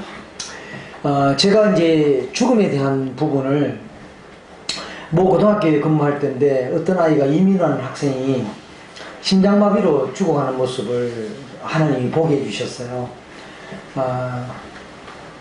점심시간이었는데 4교시 마치고 그리고 이제 보건선생님 찾아도 보건선생님 안 계시고 그리고 그 다음에 교련선생님도 안 계시고 그때 그래서 어떻게 했냐면 바로 이제 119를 이제 불렀죠. 3분 1로 바로 출동을 했어요. 그래서 이제 가야기독병원에 이제 가서 인공호흡을 시키고 이렇게 했는데 숨을 들이마시고 뱉을 능력이 없는 거예요. 결국은 이제 이걸 떼야 되겠다 하고 부모한테 허락을 받고 이걸 이제 떼고 이제 경찰서에 이제 신고를 하고 이렇게 됐는데 이 아이가 이제 죽게 되니까 아이들은 이제 울음바다가 된 거예요. 죽음이 나와는 상관이 없다. 나는 아직 청춘이 말리갖고 시집가고 장가가고 또 회사 취직하고 돈 벌고 자식 낳고 키워서 잘 살아야 되겠다고 생각하고 죽음은 나와 관계없다고 생각했어요. 그런데 이 친구가 옆 짝꿍이 죽어나가니까 이제 죽음이 자기 문제거든. 우리도 죽을 수가 있구나. 젊을 때 죽을 수가 있구나. 옆에서 죽어나가니까 애들이 이제 직면하게 되는 거죠. 그러면서 하나님이 왜 이 죽어가는 이민호 학생을 나로 하여금 보게 해주셨습니까? 얘가 심장마비로 죽을 때 얼마나 고통스럽겠습니까? 그리고 죽음 이후에 영원한 형벌이 있는데 얼마나 거기서 나올 수 없으면 몸부림치고 있겠습니까? 이렇게 이제 주님과 수시로 대화를 하면서 이렇게 있었는데 가야오간에 제가 수업을 할 수가 없겠더라고요. 그래서 이 생명의 복음을 전해야 되겠다고 생각하고 18개 반을 제가 맡았어요. 그때 교사들이 16시간이 기본 시수예요. 18개 반인데 0.5 교사를 받을 수가 없어서 제가 18시간을 맡게 되면서 18개 반을 복음을 전했습니다. 그래서 처음에 애들한테 죽어도 천국 갈 수 있는 사람 손들어 보라 그러니까 아무도 손들지를 않았어요. 그래서 이 죽음에 대한 문제로부터 시작해서 하나님 살아계신 거, 그 다음 우리가 왜 죄인인지, 그리고 죄에 대한 결과 사망, 왜 죽음이 왔는지, 그 죽음 위에 심판은 어떤지, 또 그 다음에 지옥은 어떤 곳인지, 이걸 막 이런 마이크가 없이 그때는 막 카랑카랑한 목소리로 막 냅다 소리를 질렀죠. 그렇게 했는데 1시간 압축해서 복음을 전했어요. 지금 요건 좀 길지만 압축해서 딱 전했더니 아이들이 마지막에 복음을 듣고는 선생님 저 천국 갈 수 있습니다. 자, 천국에 갈 수 있는 사람 손 들어보라 그러니까 한 반에 50명이 손을 드는 거예요. 거의 대부분이 손을 드는 겁니다. 야, 놀랍대요. 하나님의 역사하심이 아이들을 저렇게 변화시켜 주시는 모습이. 그리고 그 다음 반에 또 가서 복음을 전했는데 동일하게 50명이 또 손드는 거예요. 또 그 다음 반에 가 또 50명이 손드는 거예요. 얼마나 감격이 되는지 참 말할 수 없어요. 내가 8개 반인가 한 10개 반인가 전하니까 가슴이 찡하더라고요. 더 이상 말을 할 수 없을 정도로 찡했었어요. 가슴이 찢어지게 터져나가는 것 같은 그런 느낌이 있었어요. 그러고 나서 조금 있다가 이제 며칠 또 지나고 다시 이제 복음을 전하지 못한 반에게 전했어요. 죽음이 자기 문제가 됐기 때문에 애들이 받을 준비가 복음을 받을 준비가 돼 있었어요.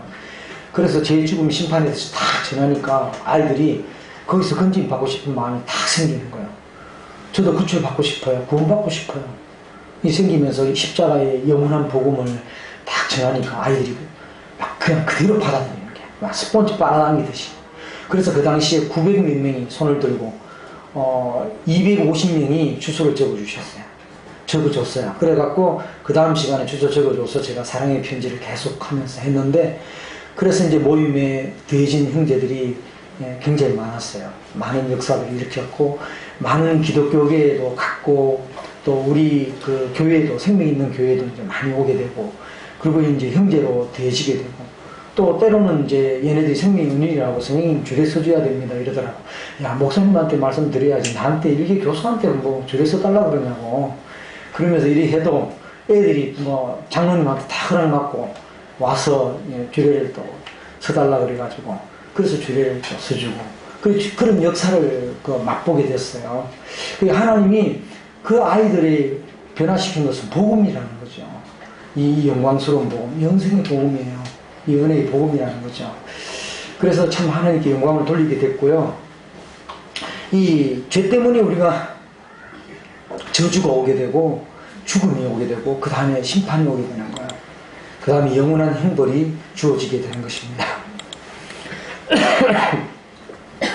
첫 번째 사형은 이 세상을 떠나는 것이고, 두 번째 사형이 있는데 심판의 부활로 부활되어서 하나님 앞에 심판받고 지옥에 가는 것입니다. 너 이름이 뭐냐? 너 이름이 누군데요? 그러면 너 이름이 생명책에 없다? 그러면은 불못에 들어가게 되는 거예요. 우리의 이름이 생명책에 이름이 기록이 되어야 돼요. 생명책에. 행위책에 기록되어 있으면 안 돼요. 지금은 여러분들이 다 행위책에 기록이 되어 있어요. 행위책에 다 도말되고, 그 다음에 말소되고 나서 이제 생명책에, 영원히 사는 생명책 이름이 기록이 되고, 또 하나님 앞에 동행하면서 일했던 그 상급 받을 그러한 것들이 거기에 이제 기록이 되는 것이죠. 생명책에. 그래서 이 죽음이란 무엇이냐? 분리를 말하는 거, 분리. 죽음은 분리를 가져옵니다. 두 번째, 영혼과 육이 분리되는 거예요. 영혼과 육체가 분리되는 거예요. 이 바디가 있고 소울이 있고 스피리트가 있는데 이 영혼이 분리되는 거예요. 이 영혼은 영원히 죽지 않도록 하나님이 창조하셨어요. 죽을래야 죽을 수가 없어요. 아무리 북한에서 핵을 쏜다 하더라도 이 서울을 불바다로 만든다 할지라도 우리 속에 있는 영혼은 죽일 수가 없어요. 하나님이 영원히 살도록 만드신 거예요. 이 육체는 우리가 쇠하죠. 늙고 죽고 그 다음에 흰머리가 나고 또 주름이 생기고 이렇게 하지만 이 영혼은 절대로 죽지 않도록 하나님이 만들어 놓으신 거예요. 그래서 하나님과 대화가 단절되는 거예요. 죽음이라는 것은 대화가 단절되는 것이고 하나님과 영원히 분리되는 거예요. 영혼이라는 것은 여러분 상상이 안 가는데요. 1년 후에도 100년 후에도 1조 년 후에도 1000조 년 후에도 영혼이 분리되는 걸 말합니다. 근데 지금은 여러분들이 분리가 안 되고 화목될 수 있는 길이 있어요. 하나님과 화목될 수 있는 길, 하나님과 연합될 수 있는 길이 있는 거예요. 지금이 기회예요. 이 기회를 놓치지 마시길 바랍니다. 하나님으로부터 영원히 추방당한, 지금은 하나님이 사랑과 자비와 친절과 용서를 베풀어 주시지만 여기에 들어가게 되면 그 다음에는 추방당하고 나면은 그때는 소망이 없습니다. 희망이 없습니다. 그래서 히브리서 9장 27절에 뭐라고 기록되어 있느냐? 한 번 죽는 것은 사람에게 정하신 것이요 그 후에는 심판이 있으리니 그렇습니다. 무서운 심판이 있어요. 그래서 여러분들 오는 이 죽음, 심판, 지옥은 피할 길이 없어요. 막을 수가 없습니다. 죄의 죽음 심판을 피할 수가 없는데 심장마비로 사망한 우리 제자 얘기를 좀 들려드렸고요. 이 질병이 피부를 삼키리니 곧 사망의 장자가 그 지체를 먹을 것이다 고 말씀하고 있고, 우리가 이 세 가지 알아야 될 것이 있어요. 한 번은 반드시 죽고요. 아무도 같이 갈 수가 없고 아무도 갖고 갈 수가 없습니다. 그리고 세 가지 우리가 무시한 것이 있는데 알지 못하는 것이 있는데 뭐냐면 언제 죽을지 몰라요. 어디서 죽을지 몰라요. 그리고 어떻게 죽을지도 모릅니다. 이 세월호 사건 보세요. 그들이 알았더라면 피했을 것입니다. 성수대교 무너질 때 그들이 피했을 것입니다. 삼풍백화점이 붕괴될 때 그들이 피했을 것입니다. 그러나 시랜드 사건이 있었을 때 그 어린아이들,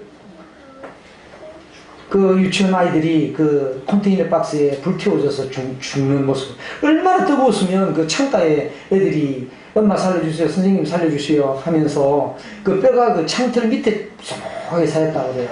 뜨거워서 여기도 불구덩이고 여기도 불구덩이인데 조금이라도 그 문 쪽으로 해서 나가고 싶어서 발버둥 치다가 죽어가는 아이들 그 모습을 신문으로 언론 지상에 많이 봤잖아요. 그래서 우리가 어떻게 죽을지 몰라요. 내일 어떻게 될지 모릅니다. 우리 미래는 예측할 수가 없어요. 하나님이 여러분들을 오늘 저녁에 데려가실 수도 있고 내일 데려가실 수도 있어요. 내가 오늘 밤에 네 영혼을 도로 찾으리니, 도로 찾아버리면 우리는 가야 돼요. 다 놓고 가야 돼요. 아무리 바쁜 일이 있어도 다 놓고 가야 돼. 그런데 우리는 너무 바쁜 일로 인해서 하나님을 생각할 시간이 없는 거예요. 하나님이 어떤 분이신지도 생각하지 못하는 거예요. 하나님 시간표가 어떤 건지도 몰라요. 인류의 역사가 어떻게 되는지도 몰라요. 세계 역사가 성경에 나와 있는 것도 몰라요. 한번 보면은요, 놀라요. 어제 제가 지구학 선생님 얘기했죠. 바벨론 제국, 페르시아 제국, 그리스 제국, 로마 제국이 있는데 그 하나님이 예언하시고 그 예언대로 그대로 이루어 가시는 모습들, 그걸 얘기를 다 들려드렸더니 성경에 이런 것도 있습니까? 깜짝 놀래가지고 복음을, 그 다음부터 복음을 받아들이시더라고요. 세계 역사가 성경에 나와 있어요. 다니엘서를 보면 상세하게 나오고 있습니다. 죽음은 예고가 없다. 세월호 사건도 보세요. 이게 참 구조하러 가는 사람들이 많이 없었는데, 우리 생명이 있는 사람들이, 먼저 구원받은 사람들이 구조대원이 되어가지고 여러분들의 생명을 하나님께 인도하고자 하는 거예요. 한 영혼이라도 더 건지려고 이런 집회를 하고 있는 것입니다. 이 죽음이 곧 나의 문제로 여겨져야 돼요. 나와 상관없는 것이 아닙니다. 아담도 930살 동안 살게 하셨지만 하나님이 신앙을 전수하도록 하기 위해서, 내가 선악과를 따먹음으로 말면 비참하게 되고 저주와 불행이 오고 나에게 이런 말할 수 없는 비참한 상태에 이르게 됐다. 그리고 내 아벨, 낳은 그 아벨을 가인이 쳐 죽이는 그 일도 있고, 그 다음에 가인도 하나님을 노땅으로 해갖고 떠나버리는, 하나님을 떠나버려서 두 아들을 철저히 잃어버렸잖아요. 그럴 때 그가 진정으로 회개하고 하나님 내가 잘못했습니다 하고 돌아왔을 때 하나님이 다른 시, 경건한 자손 셋을 주시면서 그 계보를 이어가지고 예수 그리스도로 오실 수 있도록 만들어 주셨어요. 그래서 이 죽음은 곧바로 나의 문제가 될 때 우리가 간절함이 생기는 거예요. 누가복음 12장 20절에 보면 하나님이 이르시되 어리석은 자여 오늘 밤에 네 영혼을 도로 찾으리니, 그러면 네가 예비한 것, 건물이든 재산이든 돈이든 부든 명예든 그 네 것이 되겠느냐, 이렇게 말씀하고 있습니다. 그래서 우리가 하나님의 심판을 준비해야 합니다. 상인동 가스 폭발 사고가 났는데 그 밑에 그 철제 빔이 쫙 있고 공사 현장인데 거기에 가스가 충만하게 있는 거예요. 그런데 불길이 딱 들어가면 펑 터지는데 그건 몰랐어. 펑 터졌는데 철제 빔이고 뭐고 100m로 팍 올라갔어요. 그리고 자동차가 100m 올라가 떨어지니까 이 철제 빔 속에 깔린 거예요. 이때 정동영 앵커가 그때 이 메케안 독가스를 뿜어대는 곳에서 눈물로 이렇게 보도하는 장면을 제가 생생하게 봤는데, 이 사람이 철제빔 속에 깔려서 치를 떨면서 다다다닥 하면서 다리를 자르더라도 살려만 달라 이렇게 외치는 거예요. 이것이 우리의 울부짖음이 돼야 되는 거예요. 하나님, 내가 오늘 율법을 통해서 죄를 범한 걸 알게 되고 하나님이 이 21가지 죄의 목록을 볼 때 그게 해당되지 않는 것이 나게 없습니다. 나는 사형에 해당하는 죄인입니다. 나 율법을 통해서 절대로 천국에 못 갑니다. 하나님 은혜를 베풀어 주십시오. 사랑을 베풀어 주십시오. 다리를 자르더라도 난 지옥에 안 가게 해주십시오. 이렇게 외칠 때 주님이 역사하시는 거예요. 여러분 속에 오실 수가 있는 거예요. 그리고 여러분들에게 영생을 주시는 것입니다. 그래서 이 구조대원들은 생존자가 돼 있어요. 이 안에 이제 빨리 구해주세요 이렇게 외치는 거예요. 절박한 상태에 있을 때는 외치기 절실할 수밖에 없어요. 살려달라고 몸부림칠 수밖에 없습니다. 여러분 정말 이 하나님의 심판과 죽음과 지옥이 있다는 걸 아신다면 이와 같은 자세로 하나님, 다리를 자르더라도 나는 지옥에 가지 않도록 해주십시오. 그 하나님으로부터 영원히 추방당하는 곳에 가지 않도록 해주십시오. 제가 아까 어느 교사님하고 말씀을 드렸습니다만 한 2시간 동안 복음 기도를 했는데요.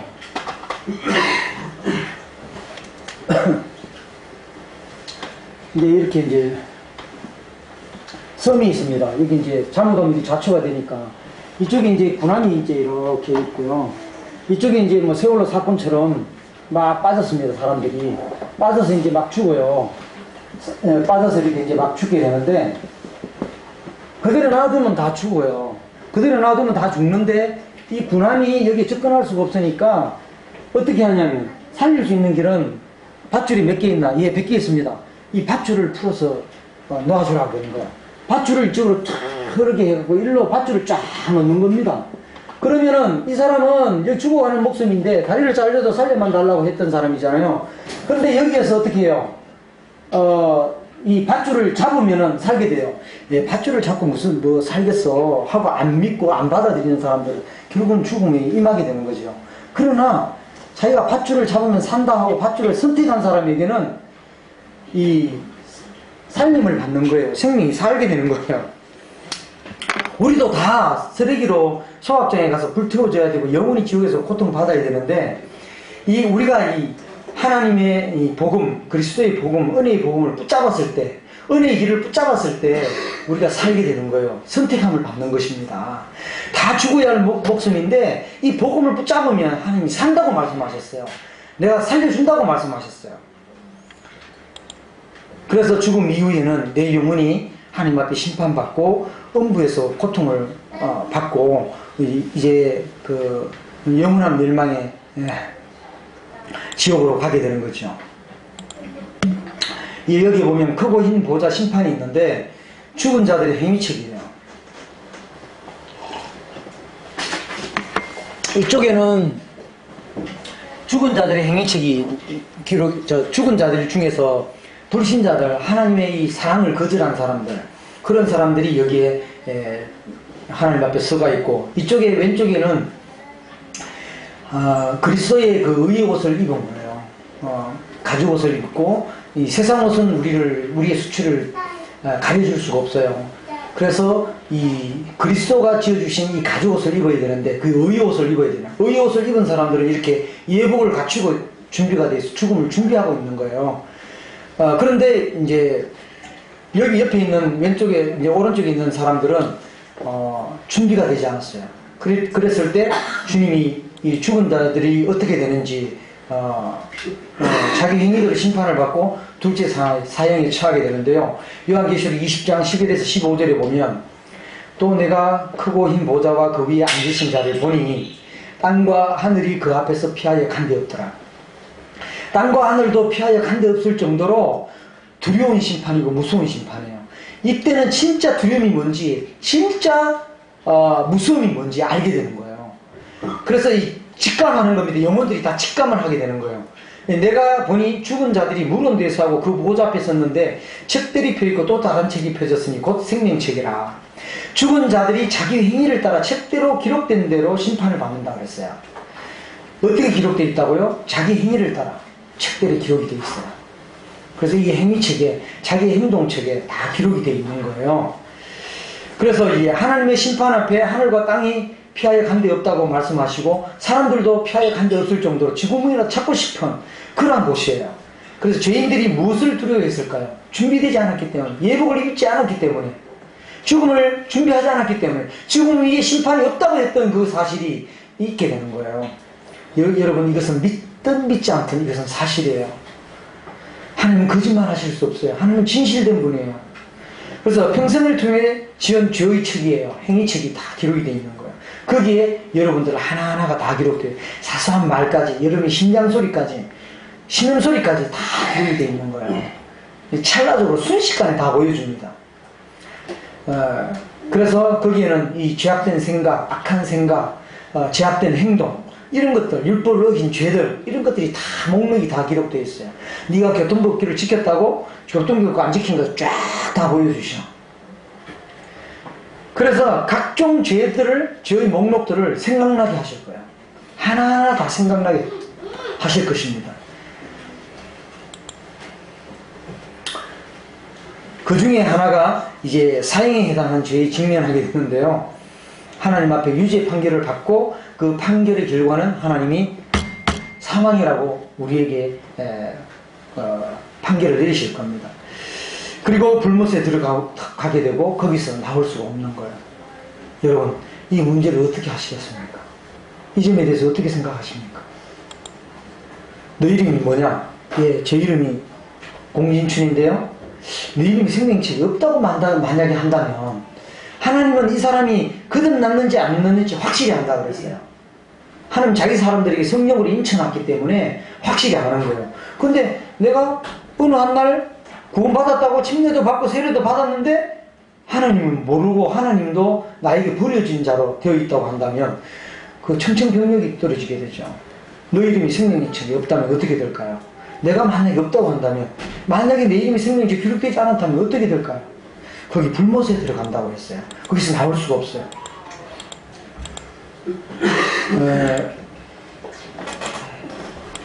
오늘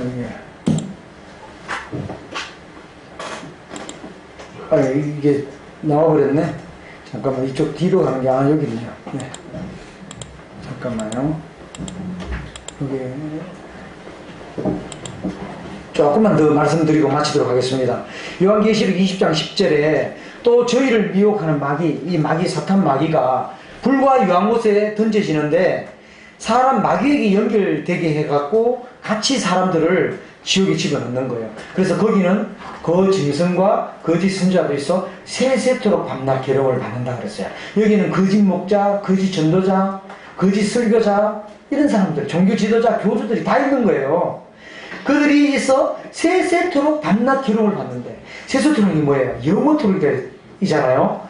영원토록인데 아이들 50분 수업 받고 10분 휴식해 주는 곳이 아니에요. 여기는 밤낮 괴로움을 받는데, 밤에 고통받고 낮에 쉬게 해주는 것도 아니고 낮에 고통받고 밤에 쉬게 해주는 게 아니에요. 밤낮으로 괴로움을 받는 거예요. 밤낮으로. 미꾸라지를 추탕할 때 보면 미꾸라지가 미친듯이 막 뛰듯이 그렇게 우리가 튄다고 하는 것입니다. 밤낮 괴로움을 받는 거예요. 그래서 오늘 오전에 그 말씀, 그 암 환자 그분도 암에 57회 항암 치료를 했지만 그 고통은 안 받아본 사람은 몰라요. 근데 그 사람만이 알아요. 그런데 그런 고통은 그런 고통 때문에 내가 빨리 저 사람으로 갔으면 좋겠다고 기도를 했다고 하는데, 정말 거기에 들어가면 그런 고통은 비교할 수가 없어요. 항암 치료에서 받는 그런 고통과 비교가 안 되는 거예요. 이 밤낮 고통을 받게 된다고 말씀하고 있고요. 이렇게 영혼들이 심판의 부활로 부활되어서 영혼과 육체를 다시 살림을 받아서 영혼이 죽지 않는 몸으로 부여받아서 여기서 영원히 고통을 받는 거예요. 여러분, 사우나탕에 가서 한번 갇혔다고 생각해 보십시오. 누가 잘못해갖고 문이 닫혔다고 못 나온다고 생각해 보세요. 그럼 어떤 고통이 찾아올까요? 내 속에 저는 테스트를 갈 때마다 테스트를 해요. 얼마나 내가 견딜 수 있을까? 근데 콧구멍이랑 구멍 있는 쪽에 제일 먼저 따가워요. 콧구멍에 이 구멍인데 앞에 이 안에 뭐냐면 다 말라버리게 만들더라고. 바싹 말라버리고 물기는 다 말라버리는데 이 숨쉬는 콧구멍 들어가는데 얼마나 따가운지 몰라요. 여기다 끝까지 내가 막 가봅니다. 그러면서 내가 나가면 이 끔찍한 지옥에서 영원히 받는데, 우리 자영, 우리 누나 아무리 거절하고 아무리 안 받아들인다 할지라도 난 끝까지 포기하지 않겠다. 그들이 들어가서 내가 콩깍지 끼어가 몰라서 그랬는데 후회할 거 아닙니까? 우리가 콩깍지 끼어 결혼하신 분들 많이 있죠. 사랑할 때는 모르잖아요. 그 부모가 말리고 그렇게 해도 몰라요. 사랑에 빠져서. 그래서 이 지옥에 빠지게 되면 그때는 이 바보 천치야. 내가 죄를 많이 지어서 여기에 온 게 아니라 죄를 다 해결해 놓으신 이 사실을 몰라서 지옥에 왔다. 그리고 그 하나님의 은혜를 내가 거절함으로 알아보려고 하지도 않고, 내가 뭔가 그 법조계에 뭔가 한 일을 하려고 하고 교육계에 뭔가 한 가닥 하려고 하고 그 일 하다가 모든 기회를 다 놓쳐버렸구나. 그러면서 가슴을 쥐어 떠들면서 자기를 후회하고 원망해도 그때는 소용이 없는 거예요. 둘째 상황, 불과 유황못에 던져지면서 가슴을 쥐어뜯으면서 살려달라고 애원하지만, 절규하지만, 다리를 자르도 살려달라고 하지만 이때는 기회가 없어요. 지금은 여러분 기회가 있습니다. 지금이 구원 받는 날이요, 은혜 받는 날이에요. 마가복음 9장 43절에서 49절에도 만일 네 손이 너를 범죄케 하거든 찍어버리라. 네가 도둑질하고 훔치고 손가락질하고 선생님 수근수근하고 막 그런 소리 나면 이 손을 잘라버리고라도 네가 예수 그리스도의 복음을 받아들이고 이 영원한 그 하늘나라에 들어가는 것이 낫다. 지옥불에 들어가는 것보다 낫다라고 말씀하고 있는 것이고, 네 발이 퍽치게 하고 돈을 훔치는 자라면 그 다리를 자르고라도 지옥에 가서는 안 된다. 그만큼 지옥은 두렵고 끔찍하기 때문에 하나님께서, 예수 그리스도께서 친히 육성으로 말씀하신 거예요. 지옥이 없다면 이런 얘기 하지 않겠죠. 또 어떤 분은 제가 성광고 미션스쿨에 130명을 놓고 영생 얻는 방법에 대해서 복음을 전해달라 해갖고 이사장님도 계시고 양 교장선생님도 계시고 또 목사님도 6분 계시고 그 다음에 또 그 교사들 중에는 장로교, 성결교, 침례교, 감리교 이런 분들이 쫙 있어요. 그때 이제 제가 이 복음을 증거했는데, 그분들이 종교행위에 많이 빠져 있어요. 실제 이 복음을 모르고 종교행위에 빠져, 학교에 입학은 안 해놔놓고, 학교에 내가 대학교 수강을, 다 했다고 치자. 그러면 졸업장 안 주잖아요. 출생이 중요한 거예요. 제가 어제 얘기했지만, 제 딸을 이제 안 가졌을 때 5년 만에 허인욱 형님하고 양진우 형님 저희 가정에 모셨을 때, 이 가정을 위해서 무엇을 해주고 그러시더라고. 그래서 저희가 이제 아기가 없다고 얘기하니까 아기를 위해서 기도해 주시면서 아기를 얻게 됐잖아요. 근데 아기를 얻기 전에, 아기를 낳으면 이제 선물이 막 들어와요. 이렇게 막 애들 신기는 양말 같은 거, 귀여운 거, 아주 귀여운 것들이 많이 있어요. 출생 안 하면 그 소용 없는 거야. 아무 소용이 없어. 아무리 기저귀 갖다 놔도 소용 없는 거예요. 근데 출생이 돼야 되는 거예요. 근데 여러분들이 하나님 앞에 먼저 출생이 돼야 되는 거예요. 교회 10년, 20년 다녀도 소용이 없는 거예요. 제일 먼저 이 출생 상담을 먼저 받아야 돼요. 목회자분들하고 해서 가장 먼저 출생이 됐는가 안 됐는가 입학부터 해놔야 돼. 전국에 입학부터 해놔놓고 전국에 시민권 얻어놓고 그 다음에 모르는 걸 배우면 되는 거예요. 그래서 만일 네 발이 범죄하거든 찍어버리라고 그랬고, 만일 네 눈이 너를 범죄하거든 빼어버리라고 그랬어요. 여러분, 있는 지옥이 없어질 수가 없어요. 바람이 내 눈에 안 보인다고 해서 바람이 없는 게 아니에요. 공기가 내 눈에 안 보인다고 없는 게 아니고, 이 세균이 내 버글버글거리지만 내 눈에 안 보인다고 없는 게 아니죠. 있잖아요. 하늘이 있으면 땅이 있고, 또 남자가 있으면 여자가 있고 있잖아요. 그래서 거기는 구더기도 죽지 않고 불도 꺼지지 않으니라. 구더기가 죄를 기억나게 한대요. 죄를 영원토록 자기 죄 기억나게 하는, 이 구더기가 죽지 않는 구더기가 이 불모 속에서 영원히 사는 구더기예요. 불 속에서 살 수 있는 구더기를 하나님 창조하신 거예요. 불도 꺼지지 않으라. 근데 이 지옥은 사탄 마귀를 지옥에 가도록 해놓으시는 거거든요. 근데 사람들이 자기가 죄를 선택해 갖고 자기가 같이 하나님 보내신 게 아니에요.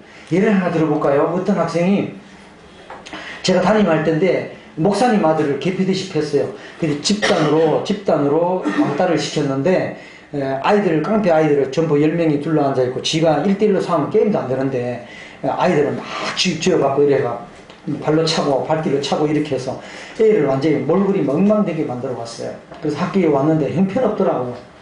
왔는데 학생부장한테 이 아이가 불려갔어요. 그런데 아이가 잘못이 없대요. 반성문도 안 쓰고 그럴 기미가 없는 거예요. 그래서 제가 이제 학교에서 크리스찬인 걸 알고 선생님이 불량 애들이나 말 안 듣는 애 있으면 저한테 보내줍니다. 그러면 이제 이 아이들이 어김없이 저한테 왔어요. 그러면서 제 연구실에 이제 문을 팍 열면서, 선생님! 하나님이 계시면은 왜 저를 이렇게 하도록 내버려 두셨습니까? 왜 이렇게 하도록 해주셨습니까? 속으로 제가 기도했죠. 하나님, 제가 이 학생한테 어떻게 답하면 좋겠습니까? 하나님 지혜를 주십시오. 딱 하니까 선악과가 딱 떠오르는 거예요. 선악과. 선악과는 악과인데 안에 선을 포장한 거라 그랬죠. 포장. 우리의 선을 행하지만 우리는 전부 포장되어 있는 거예요. 아담과 같이 포장되어 있는 거예요. 그래서 아내 핑계대고 하나님 핑계대고, 그래서 당신이 주신 그 여자 때문에 내가 선악과 따먹었다 이렇게 핑계대듯이 우리도 다 핑계대요. 선생님 쟤 때문에 그랬는데, 얘 때문에 그랬는데, 전부 핑계대는 거예요. 핑계댄단 말이에요. 그게 우리의 본성이에요.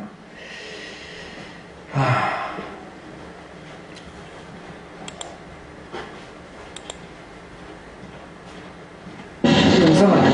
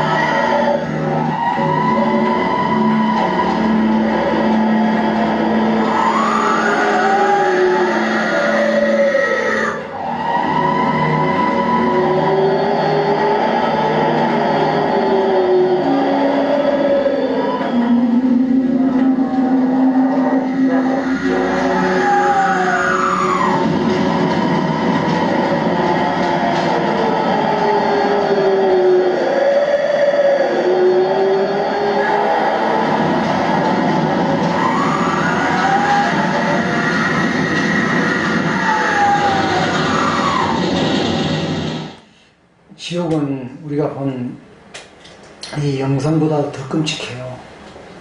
정말 1300부시가 넘는 그곳에서, 여왕이 타는 못에서 나올 수가 없는 것입니다. 죽을래야 죽을 수 없고 자살을래야 자살할 수 없는 그런 상태로 들어가서 영원히 고통받는 것입니다. 아까 그 목사님 아들을 이제 개피듯이 해가지고 왔는데, 그 아이가 이제 선생님한테 대들면서 이제 얘기했어요. 하느님 살아계시면, 또 하느님 계시면 왜 나를 이렇게 하도록 내버려 뒀느냐고 이렇게 얘기를 하더라고요. 그랬을 때 제가 그 아이한테 질문을 했어요. 대질문을 했는데, 자, 네가 이렇게 한 것은 너네 부모님이 이렇게 하라 그랬나? 네가 그렇게 했나? 이렇게 물었어요. 말을 안 해요.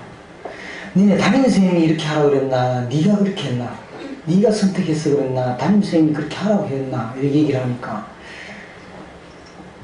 제가 했는데 이러더라고. 그러면 사랑의 하나님께서 내 이웃을 내 몸처럼 사랑하라고 하신 그 하나님께서 너보고 이렇게 집단으로 왕따시키라고 했나? 네가 그렇게 했나? 그러니까 제가 했습니다.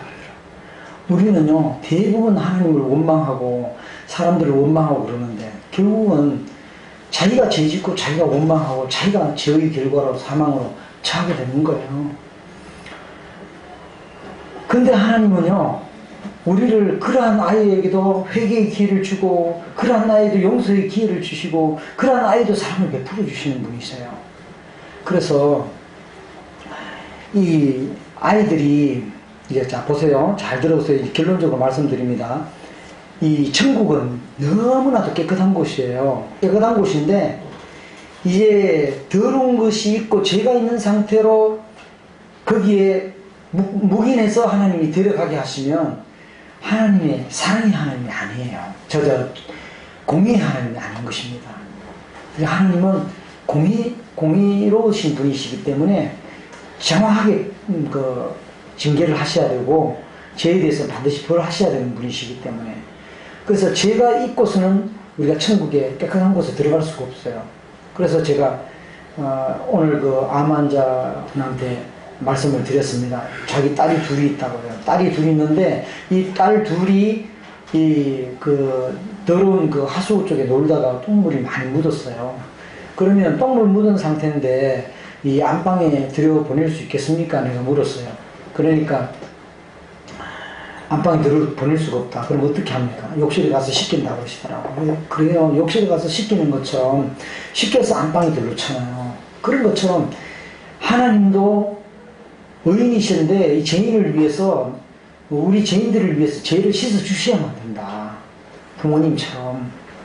그래서 씻어 주셔야만 우리 죄가 깨끗해져야, 완벽하게 100% 깨끗해져야만 우리가 천국에 들어갈 수가 있다. 한 올이라도 갚기 전에는 지옥에서 결단코 나올 수 없다라고 말씀하셨다. 그렇게 이제 말씀을 드리면서 이분이 깨달음이 오시더라고요. 여러분도 마찬가지입니다. 그래서 또 그분한테 말씀드린 것은 뭐냐면, 자, 우리가 그러면 그 죄가 많이 있다고 해갖고 지옥에 보내시면 이 사랑의 하나님이 또 아니셔요. 그러니까 이제 그 죄가 많더라도 그 지옥에 보내지 아니하시고 우리를 또 이렇게 천국에 보내줄 수 있도록 해주셔야 되는 분이거든요. 그래서 그것을 다 만족시킬 수 있는 것이 뭐냐면 십자가의 복음이에요. 이 십자가의 복음이에요. 십자가인데, 이 십자가 구원을 받는 길이고 영생을 얻는 길이에요. 십자가가. 그래서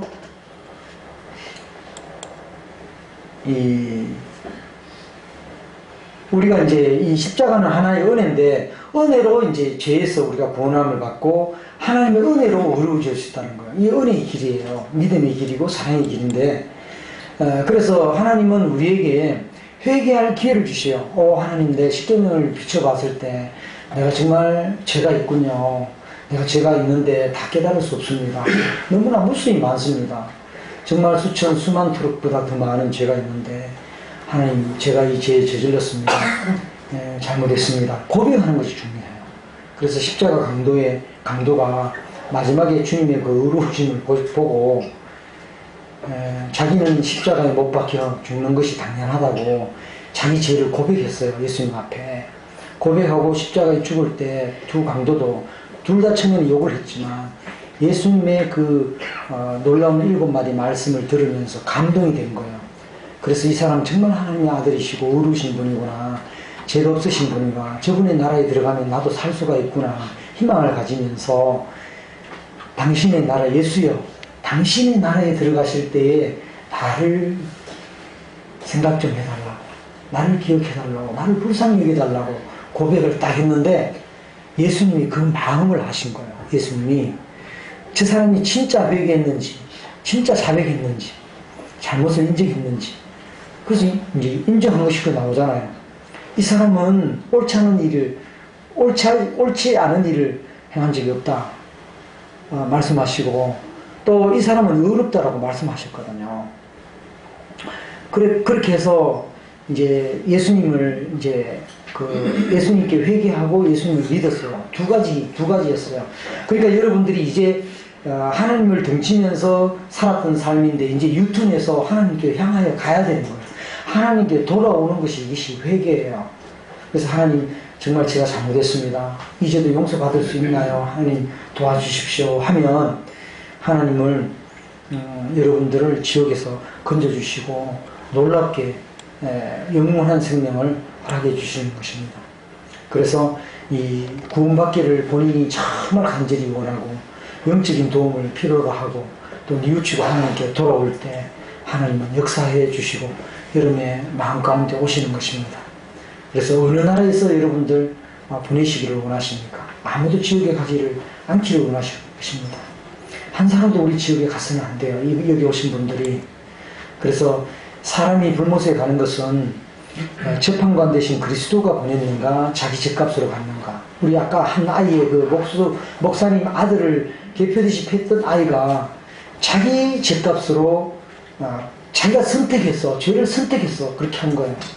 자기가 그 생명과를 선택하고 자기가 사랑을 선택했더라면 그렇게 할 수가 없어요.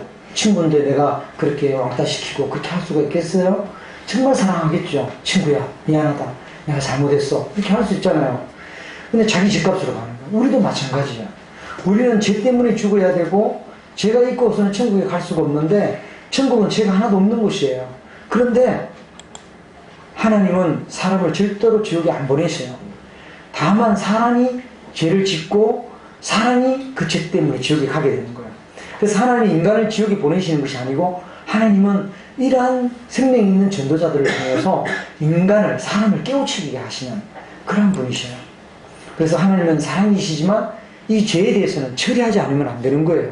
그래서 이것이 하나님의 공이고, 또 하나님의 사랑이신데 죄인을 지옥에 보내실 수가 없어요. 이것이 하나님의 또 사랑이에요. 이 두 가지를 다 만족시키려고 하려면 이제 십자가가 나오는 거예요. 그래서 하나님은 악질들만 죽이는 이 사형틀을 택하신 거예요. 그 아들을 내어주신 거예요. 그리고 예수님 스스로가 자원해서 이 십자가를 져주시는 겁니다. 그래서 갈라디아서 1장 4절에 보면 이 놀라운 복된 소식이 있습니다. 그리스도께서 하나님 곧 우리 아버지의 뜻을 따라 이 악한 세대에서, 어디에서 우리를 건진다고요? 어디서 우리를 구조한다고요? 어디서 우리를 구출한다고요?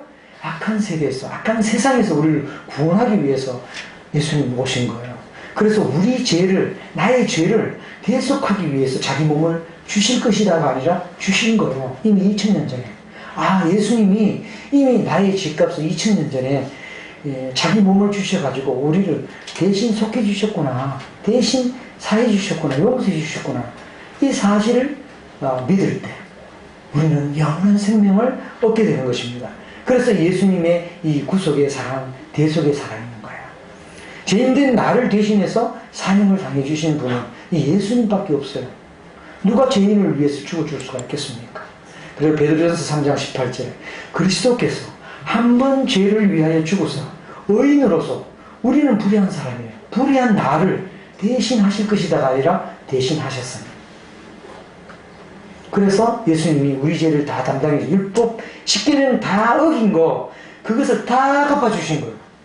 앞으로도 내가 못 지킬 것까지 다 해주셔야만 나는 완벽하게 100% 천국에 갈 수 있기 때문에 오늘 많은 기독교가 잘못되어 갖고 회개하고 죄짓고 회개하고 죄짓고 회개하고 죄짓는 것은 거기서 끊지를 못한 거예요. 나오지 못한 거예요. 이건 영원한 생명을 얻지 못한 사람이에요. 생각해 보세요. 내가 회개하지 못하고 교회당에 가서 회개해야 되는데 회개하지 못하고 만약에 내가 교통사고로 죽었다 그러면 회개하지 못한 죄로 지옥에 가야 되는 거예요. 그러니까 하나님은 그런 하나님이 아니에요. 하나님은 우리의 죄를 100% 가져가셔야 돼요. 100%. 그래서 100% 불의한 자를 대신하셨어요. 그래서 죄 지은 것이 없는 사람처럼 인정해 주시는 것이 칭의예요. 칭의. 하나님 칭의예요. 그래서 이것이 뭐냐면 이제 우리가 의로워지는 건데 이 의로움은 영혼 구원이에요. 영혼 구원. 그러면 이제 여러분들이 내일 이제 말씀을 드리겠습니다만 이제 하나님과 이 생활 구원이 있어요. 생활 구원. 생활 구원은 내가 하는 게 아니라 그리스도가 하게 하셔요. 그래서 이 생활 구원으로 하나님과 동행하는 삶, 하나님과 하나 되는 삶, 하나님과 내가 동일시되는 삶이에요.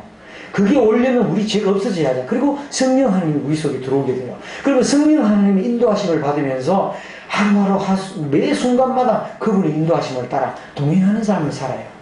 그래서 이제 에녹은 65년 동안에 의로움도 행하고 의롭지 못한 일도 행해서 근데 그 전체가 불순종했어. 65년 동안. 그런데 무두셀라를 낳고 나서 그 이후부터는 하나님과 동행하는 삶을 살았어요. 그래서 여러분도 이제는 하나님과 동행하는 삶을 살기 위해서 영혼 구원이 기초가 되어야 되고 그 다음에 생활 구원을 이루어야 돼요. 생활 구원은 날마다 이루어가는 거예요. 근데 사람들이 영혼 구원을 받았고 영원한 속죄만 이루었다. 이것만 알고 모든 것이 끝난 것처럼 해요. 그래서 구원파들은 그걸로 평생 하나님을 섬기려고 그래요. 그럼 하나님을 슬프게 해드리는 거예요. 하나님의 어떠하심을 알고 하나님이 나의 전부가 되도록 해주시고 그분이 나의 모든 것이 되어서 사로잡혀서 그분이 인도하시는 대로 그분이 말하게 하시는 대로 그분이 기도하게 하시는 대로 그분께 맡겨드리면서 동행하는 이 삶이 이 날마다 생활 구원을 이루어야 돼요. 그 다음에 이 몸의 구원은 이 장차 주님의 몸처럼 신령한 몸으로 완전한 몸으로 완벽한 몸으로 깨끗한 몸으로 아무리 죄가 있는지 없는지 뒷조사하고 조사해봐도 없는 그런 완전한 몸으로 위대한 몸으로 변화되는 거. 그게 몸의 부활이에요. 그래서 이 총체적인 구원인데 영광스러운 구원 이 세 가지를 다 알아야 돼요. 우리는 보통 복음 전도자들이 이 첫 번째만 얘기하고 끝나버리니까 뒤에 있는 사람들이 전해줘야 되는데 이게 못 전하고 있는 거예요. 하나님과 동행하는 삶을 살기 위해서 죽어주신 거예요. 그런데 동행하는 삶은 자기가 주인이 돼가 마음대로 살아버리는데 그게 동행이 되겠어요? 영혼 구원만 받고 부끄러운 구원이에요. 불 가운데서 팬티도 없고 불 가운데서 대인가 호텔에 불 났을 때 위에서 처녀가 막 사람 살려고 그럴 때 부끄러워서 부끄러워가 쑥이 있어서 못 뛰어내리는 거라. 밑에 다 뛰어내려도 안 죽도록 해놨는데도 망을 쳐놨는데도 못 뛰어내려. 부끄러워가지고. 그래서 그 뛰어내렸을 때 살은 것처럼 구조된 것처럼 부끄러운 구원을 받는다는 거예요. 우리가 하나님 앞에 당당히 들어가야 되고 넉넉하게 들어가야 된다. 풍성한 삶을 살고 들어가야 되지 않겠어요? 한 영혼이라도 주님께 인도하고 가야 되지 않겠어요? 그럴 때 내 영혼이 살게 되는 거예요.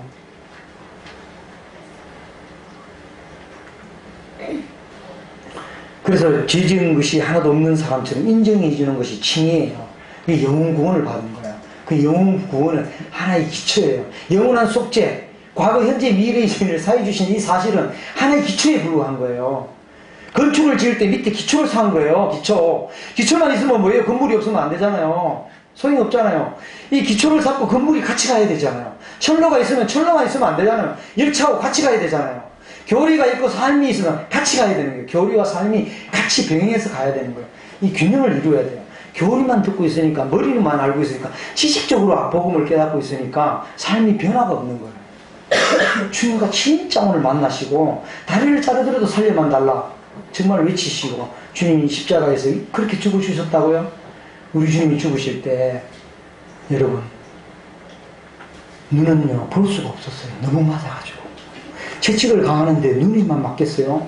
뒤에도 이 채찍 등짝만 맞겠습니까? 휘어 감아 당겨버리면 납덩이가 있는 게 촥촥 빠지는데요. 살찜이 쩔어 나가는데요. 눈은 볼 수가 없죠. 귀는 들을 수가 없을 지경이 되고요. 이번에 혀천장에 붙어가지고요 말할 수가 없어요. 제가 3년 전에 교통사고를 당하면서 제 자아를 부수도록 하기 위해서, 내가 없도록 하기 위해서 하나님이 저에게 고난을 주셨는데 대형 사고를 당했어요. 그리고 이제 그때 이제 내가 갈비뼈 6번, 7번 나가고 1번 나가고 이렇게 했을 때 폐를 찔렀는데 다른 데는 아픈 거는 기억이 안 나요. 그건 뒤에 나와요. 한 달 후에, 1년 후에 막 나타나는데 진짜 아픈 거는 이 갈비뼈 부러지면 그건 감당이 안 돼요. 아찔해요. 그냥 숨을 못 쉬겠더라. 이렇게 해갖고 산소호흡기 꽂아가 16일 동안 거기서 견뎠어요. 그런데 우리 주님께서 혈관이 천장에 붙어서, 제가 그때 궤양이 1cm 궤양이 11군데의 궤양이 생겼어요. 11군데. 근데 그 궤양을 흰죽을 먹는데 1시간 걸렸다니까. 흰죽을 먹는데 막 간장 넣은 거 없어. 흰죽을 따가워서 못 먹겠어요. 근데 예수님이 그 혈관이 천장에 붙었을 때 그 고통은 얼마나 맞으면 혈관이 천장에 붙을까? 한번 생각해 보세요. 등짝을 딱 쳤는데 그 맞은 자리는 너무 아픈 것을 아는 게 민감히 느끼는데 그 자리 말고 그 옆자리만 좀 때렸으면 좋은데 그 자리가 가서 때려버렸을 때 맞은 자리 또 맞고 맞은 자리 또 맞고 맞은 자리 또 맞아보세요. 얼마나 아프겠어요. 살찜이 뚜둑뚜둑 나면서 뼈가 하나가 어그러져 버려요. 그럼 이 뼈가 쫙 다 어그러지면 얼마나 아프겠어요. 살은 썩어 들어가죠. 허리는 열기가 가득하지요. 숨은 쉴 수가 없죠. 호흡은 할 수가 없죠. 그런 상태로 나를 살리기 위해서, 나를 구원하기 위해서 그와 같은 일을 행하신 거예요. 그런데 그분에 대해서 여러분들이 경멸히 여긴다면 여러분 그분이 마음이 어떠하겠어요? 그분을 무시한다면, 그분을 부끄러워한다면, 그런 이름을 경멸히 여긴다면 하나님 기뻐하시겠어요? 시랜드 사건에 어떤 이영재 교사가 좁쌀이 같은 아이들 대신 던져주고 자기는 붙어서 죽은 이영재 교사가 있어요. 그 아이들이 커서 이영재 교사를 향해서 경멸히 여기고 감사치 아니하고 부끄러워하고 그런다고 한다면 이영재 교사가 그 희생한 것이 얼마나 가슴이 찢어지겠습니까? 내가 너희들을 건져준 것이 나를 경멸히 여기기 위해서, 감사치 않기 위해서 내가 그러냐고. 여러분, 우리 주님이 나를 살리기 위해서, 나에게 영원한 생명을 주시기 위해서 전부를 내어주시고 희생하신 거예요. 여기 말 한마디로 이렇게 나왔지만 여기에는 깊은 의미가 있는 거예요. 새겨봐야 되는 거예요. 곰곰이 들여다봐야 되는 거예요. 주님이 얼마나 아팠을까? 항암치료 57회 받을 때 그 고통인데 우리 주님은 지옥의 형벌을 받아주신 거예요. 우리 다리를 잘 잘라야 되고 손이 잘려야 되는데 예수님이 손이 다 박힌 거예요. 여러분 여기에다가 14cm 되는 대장간에서 딱 단련된 거 한번 박아보세요. 박아보면 여기 온몸이 그냥 전율하는 거예요. 전율. 그냥 떨리는 겁니다. 숨을 들이쉴 수가 없어요. 목이 막 타는 겁니다. 그래서 예수님이 내가 목마르다 그랬고, 그리고 마지막에 해융 설계탄 포도주를 닫으면서 혀가 입천장에 떨어지면서 세상 사람들이 죄를 다 구속하기 위해서, 세상에서 건지시기 위해서 어떻게 하셨어요? 다 이뤘다고 하셨잖아요. 다 갚았다고. 이거 옥시크린 TV에서 선전하죠. 빨래 끝 하면서 빨래 끝 이렇게 나오잖아요. 빨래 끝 하는 거예요. 빨래가 더 할 게 있다는 거예요? 없다는 거예요? 없다는 거잖아. 우리가 우리 학생들 숙제를 내줬는데 숙제를 다 했어요. 해결했어요. 그러면 숙제 더 할 것이 없죠. 숙제 끝이야. 그럼 직장에서 과제를 줬는데 과제 다 했어. 해결했어. 그러면 과제 끝이야. 그러면 두 다리 피고 잘 수가 있잖아. 그 예수님이 이제 두 다리 피고 다시 주무실 수가 있는데 인류의 모든 사람의 죄를, 예수 그리스도 태어나기 전에 인류의 대표되는 아담부터 시작해서 예수 그리스도까지, 예수 그리스도부터 앞으로 여러분들이 나을 후손들의 죄까지 몽땅 다 세상 죄를 지고 십자가로 나아가 주셔서 오른손을 쥐는 죄는 오른손에 못을 박히시고 왼손을 쥐는 죄 왼손에 못을 박아주시고 여러 개의 머리에 복잡하게 깨어짓던 죄들, 이 30cm 더 되는 이 탱자나무 그 가시로 된 멸류관을 팍 박아가지고 죽게 했어요. 그 죽게 한 것은 뭐냐? 내 죄 때문에 그런 거예요. 그 여러분이 짊어져야 될 게 뭐냐? 내가 주님을 죽게 했습니다. 내 죄가 주님을 십자가 못 박았습니다. 그걸 평생 짊어지면서 우리 주님이 전부가 돼야 돼. 나의 모든 것이 돼야 돼. 세상에 이런 분은 없어요. 이분에게 매력을 주기 바랍니다. 이분에게 우리는요, 찬양만 하고 살아도 가치 있는 일을 하는 거예요. 찬양만 하고 살아도. 전도 안 하고 찬양만 하고 살아도 가치 있는 일이에요. 어떤 분들은 성도가 찬양하다가 돌아가신 분이 있어요. 젊은 청년인데 온 힘을 다해서 주님 앞에 드려도 나는 아무 할 말이 없는 거예요. 그만큼 가치 있는 분. 우리를 이렇게 가치 있게 해주시고 이렇게 우리를 너무나 높여주신 주님이시요. 가난한 자로 부유하게 해주시고 약한 자로 강하게 해주신 우리 주님을 바라보시길 바랍니다. 이분을 깊이 생각하시길 바랍니다. 이분의 은혜에 여러분이 감동을 받으시고 감화 받으시고 한치 오차도 없어 능력의 말씀으로 전체를 움직이시고 우리의 DNA를 갖다가 그 뜻에 의해서 반응하도록 하나님 하시고 이 우주 전체를 능력의 말씀으로 붙드시는 그 하나님이 낮아지셔서 사람도 되시고 벌레보다 못한 짐승처럼 취급받으셔서 모욕과 수치와 온몸이 발가벗기셔서 십자가에 매달리시면서 여러분을 사랑해 주셨다니까요. 생명을 내어주셔서 나를 사랑하신 거예요. 그래서 우리 죄를 별도로 해결해 주셨고 지옥에 가지 않도록 우리에게 사랑을 나타내 주신 거예요. 사랑은 여기에 있나니 하나님이 세상을 이처럼 사랑해서 독생자를 주셨습니다. 이는 저를 믿는 자마다 멸망치 않고 영생을 얻게 하게 하십니다. 하나님이 세상 속에 내가 들어있잖아. 하나님이 나를 이처럼 사랑했다. 표현할 길이 없어요. 이처럼 사랑했다. 십자가에 죽기까지 사랑하셨다. 십자가에 죽기까지 헌신하셨다. 십자가에 죽기까지 아버지 하나님 앞에 헌신하셨다. 십자가에 죽기까지 열매로 하나님 앞에 드리셨다. 십자가에 희생하시기까지, 생명을 주시기까지 나를 사랑하신 그분이 나의 전부가 되시길 바랍니다. 그렇게까지 말씀 경청해 주셔서 감사합니다. 내일 오시면 더 우리 주님의 어떠하심과 우리 주님의 인격과 또 그 주님과의 그 생활 구원과 또 그 뒤에 몸의 구원 이런 것들을 구체적으로 더 말씀을 드리도록 이렇게 하겠습니다. 감사합니다.